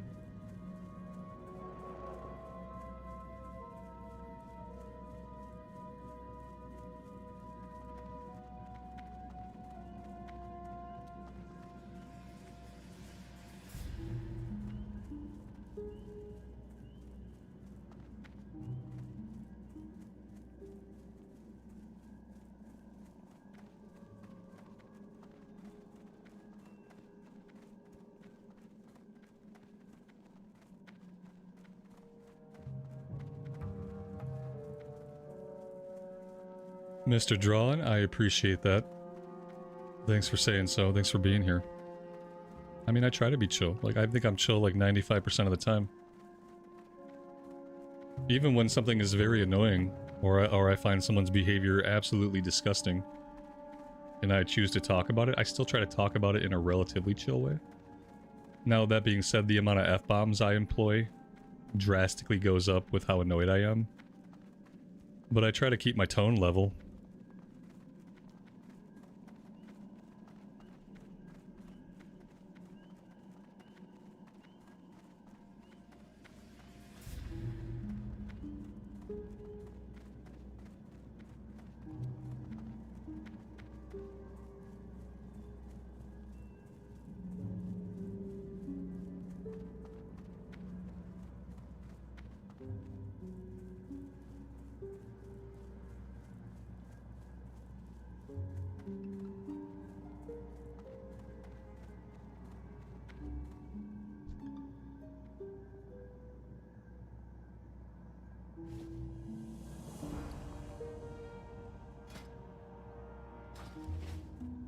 Alright, we're done with that guy. Let's go all the way up to the Cliff Spring River. Do we want to do the cave? Do I have the cave quest? I do. We might be able to tackle this cave.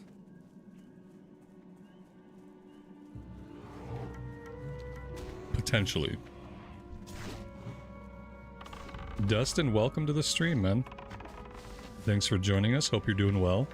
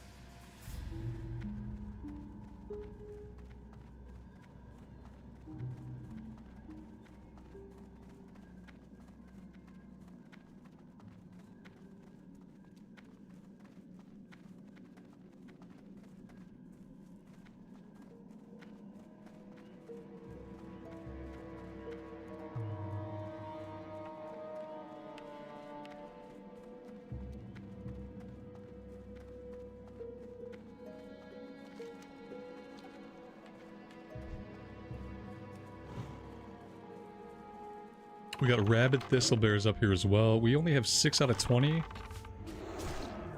We could probably kill all these guys now, but I mean, we don't have to. We're going to keep running into them as we travel throughout the zone to do different quests. So we don't have to hunt them all now. That being said, I'll definitely kill any that I can see.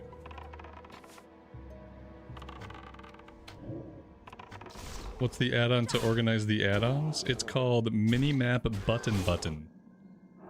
MinimapButton, all one word, yes, button twice.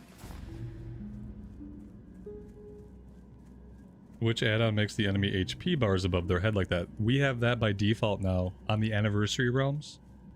They have pushed in the retail health bars.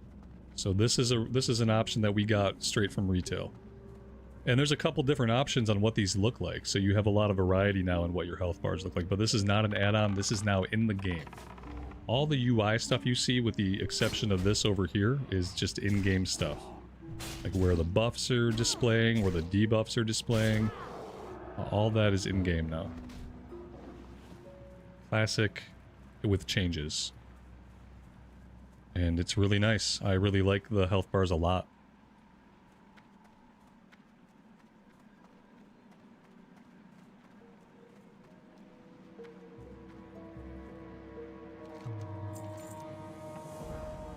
Four grizzled scalps. Okay.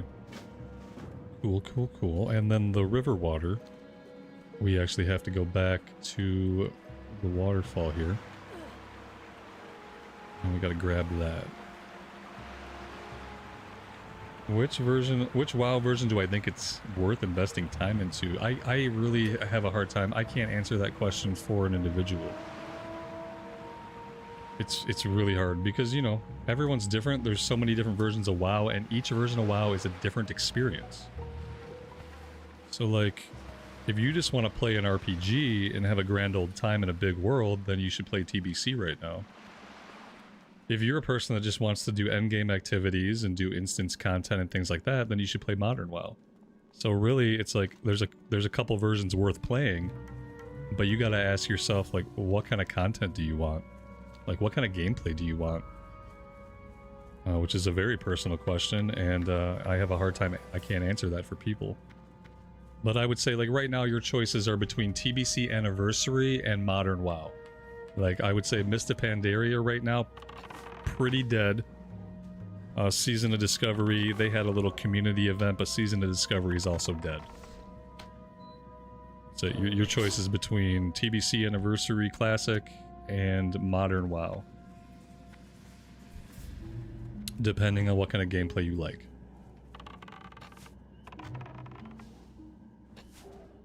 JPeak, you're very welcome. Thanks for being here, checking out the stream. This character only has cooking and fishing right now. This character has no main professions right now. We've ran main professions on like every single character I've ever done, and we're just trying to run without main professions as we level. And then if we want to do some main professions, if we hit 70 and we decide, you know what, I really want to be a leather worker, we can go back and do it then. But this is my experiment to see, like, what is leveling like when I don't do main professions. Or we're just working on fishing and cooking for this one.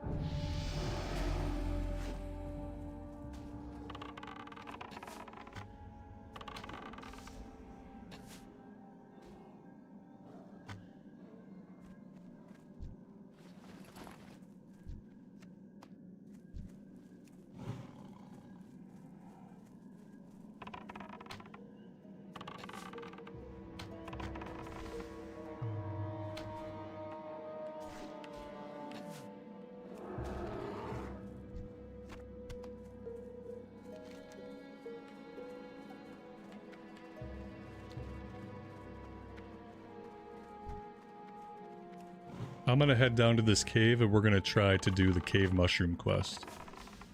And on the way, maybe we can kill the rest of the thistle bears we need.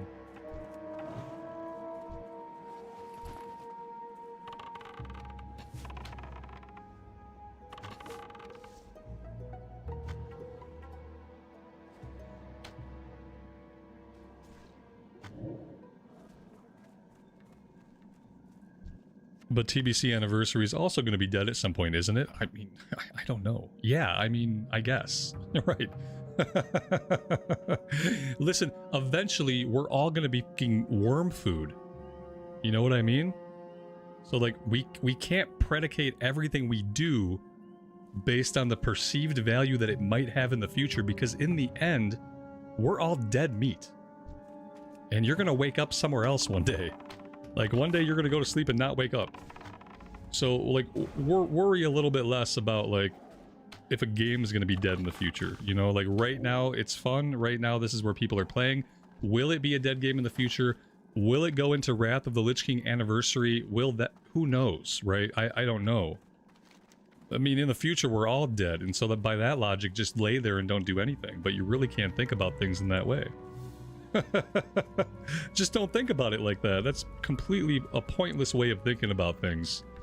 Like, it's a video game, and the point of it isn't to get anywhere specifically. Think about when people dance. And like, not everybody dances today in our culture because we have become a non-participatory culture. So like, people don't dance and sing like they used to. But imagine dancing. When you dance, you're not aiming for a certain spot on the floor. You're not saying, well, I'm gonna end this dance right over there when the music stops. Like, you're just dancing with the beat. And like, that's all life basically is. But especially when you're playing a video game, it's just for your own fun. There is no end state you have to achieve to make it worth it. There are no certain things you have to get done to have made it worth it. What makes it worth it is that you have fun while you are doing it. That's why games are fun, that's why dancing is fun, that's why singing is fun. Imagine if the point of a concert was to get to the final note. Well, then people would play music as fast as they possibly could just to get to the end, and it would be completely unenjoyable. But that's not what it's about. The destination isn't what anything is about. Because eventually the destination is worm food. So it can't be about that. Nothing can. Try to think about it more like that.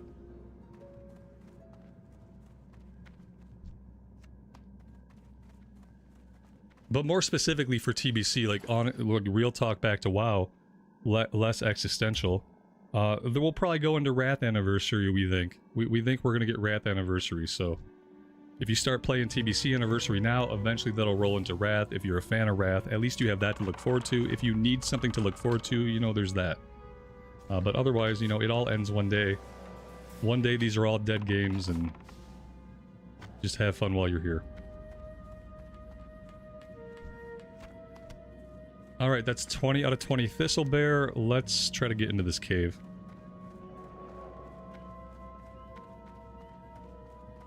Once we get to the point where we're speedrunning a symphony, I'm moving to a new planet. Exactly. But that's like... It's easy in our society to get confused about what the point is. It's like, when we're coming up as kids and shit, like, nobody really tells us what the point is. You know, you're taught that the point is, like, do A, B, and C, so you end over here at E. But that's not it. That's not what it is at all. And so then you start applying that philosophy to everything you do. You say like, well, I was raised to believe I have to get here, here, and here and do this, that, and so everything I do has to be like that. And so then we start playing games and we say, well, the only way this game is worth it is if I have goals. Well, the only way this game is worth it is if I have a destination in mind. Like, why? Well, who the hell taught you that it had to go any certain way? Well, you learn that in real life. And then you just started applying that to every single thing you do. And it wasn't even really a good way to look at real life to begin with. So you started off on a false premise, and then you go and apply that to everything you do in the world, and it's just like, well, no wonder everyone's pretty unhappy.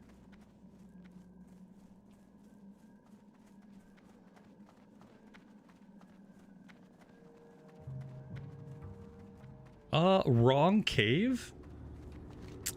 Wrong cave. Okay, this is Den Mother Cave, not Mushroom Cave. Mushroom Cave is a little bit farther to the north of us. All right, let's go find Mushroom Cave.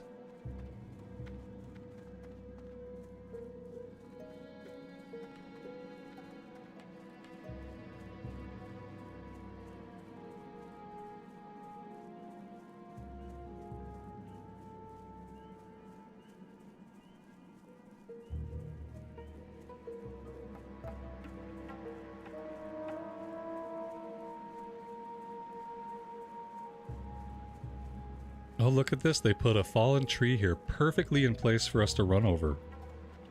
Well, that's really nice. That's good level design right there.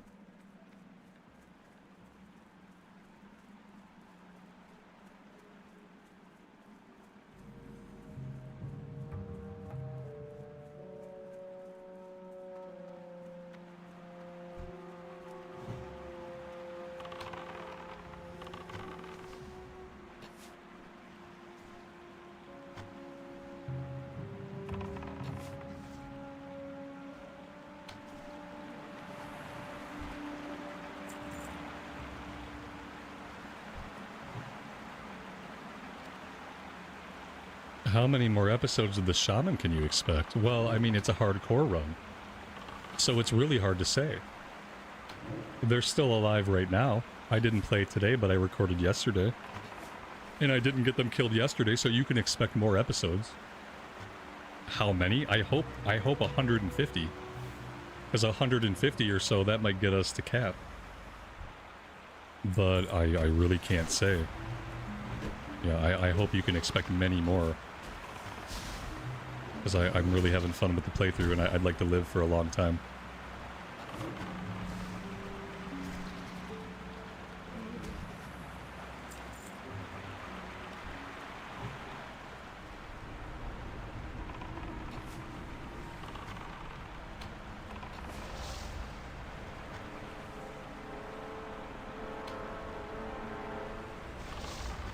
These guys are level 17. I wouldn't try this right now on anything that wasn't a hunter. Usually I want to out-level this cave before I come here. But on a hunter, we don't really have to worry about stuff like that. We can probably take things like 2 levels above us. We can probably take things just fine. No other competition in this cave at all, so it should be pretty easy to get what we need and move on.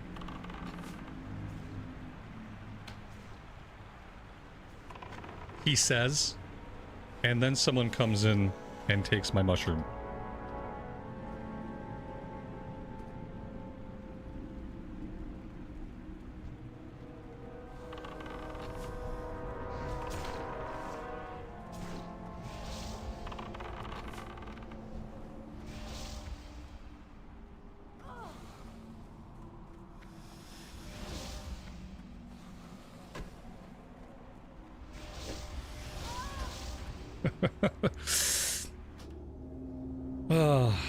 I was trying to kind of flush that player out. That was my goal, but it didn't work. If you act bad, you get bad result. That was bad result.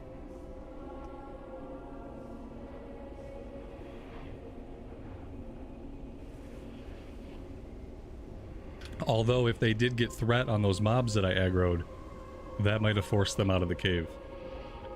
So let's go back and check it out. I think it's like, oh, it's okay, like you want to grab something that someone just cleared to, that's okay, but I feel like it's kind of rude. Especially in a cave system that has so many objectives you could go after, to grab something that someone obviously just cleared to. It's kind of a blatant, like, dick move. It says, like, I don't care. And so, in situations like that, sometimes I don't mind dropping aggro onto somebody. It's like tit for tat. It's petty, but it can be fun sometimes when it works out. I flushed myself. You just flushed yourself. Yeah, exactly. But it might have rolled back onto them, which maybe they will, they'll either vacate the cave, or maybe they'll be done by the time we get back. You know, that could be a possibility. The only thing I really worry about, there's like, we need 1 death cap, right? And the cave spawns like 2 death caps. One of them is really easy to get up top, and one of them is like really challenging to get in the back of the cave. And I could see what was going to happen is like this person was going to be the type of person to wait for me to clear the area, and then they were going to go in and grab the thing, so didn't really want to deal with that in any event.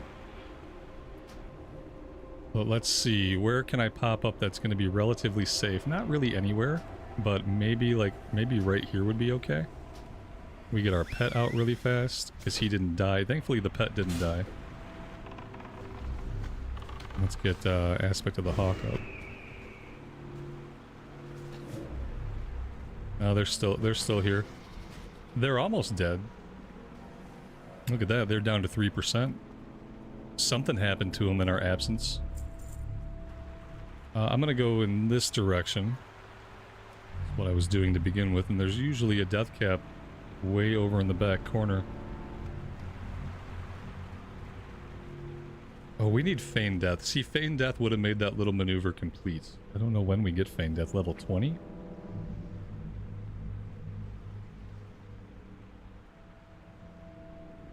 Not anytime soon, apparently.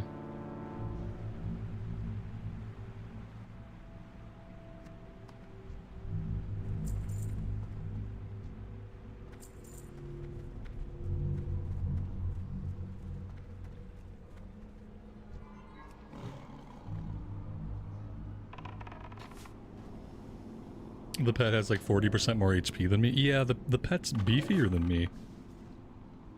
Which kind of makes sense.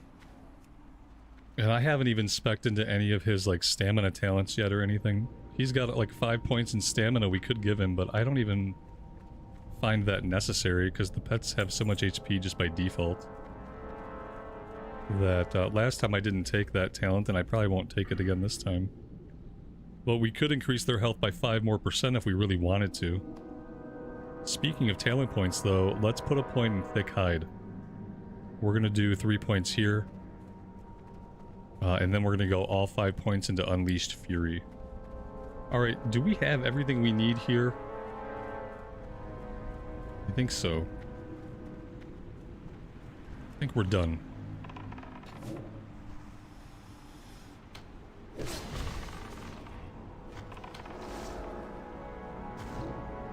Do I want to hearth out of here? I think I can. I don't know that we don't have anything to do on the way. So let's go ahead and hearth back.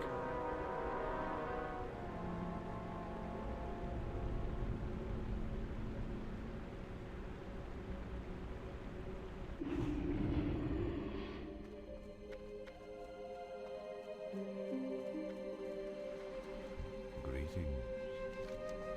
Peace be with you.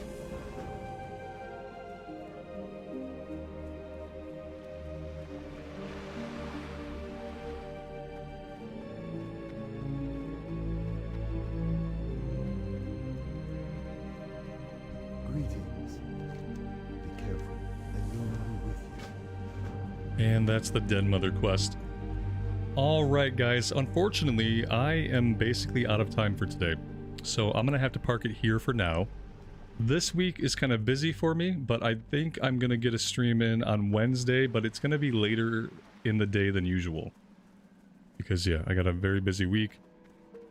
So I think Wednesday I'll be on, but it'll probably be around 5 o'clock in the PM my time, which I know for some of you guys in the EU that's gonna be rather late. I might not play the Hunter that day though. We might jump on one of our other classic characters. I might do either the Warrior that night, or maybe we'll do the Blood Elf Paladin on the US servers that night. Since it'll be like a later evening stream. Maybe we'll do that. We'll do something though. And then I'll be getting on the Hunter as soon as I can, but this week is really tight for me. Hardcore episodes will keep coming out any day I don't stream. There will be at least one hardcore episode. Thank you guys for checking that out. I appreciate all the support on that one. And thank you all for being here with me today and for all the support on the stream. I really do appreciate you guys. Thank you so much. Until next time, take care of yourselves out there and take care of each other. And we'll see you back here in Azeroth again very soon. Bye for now.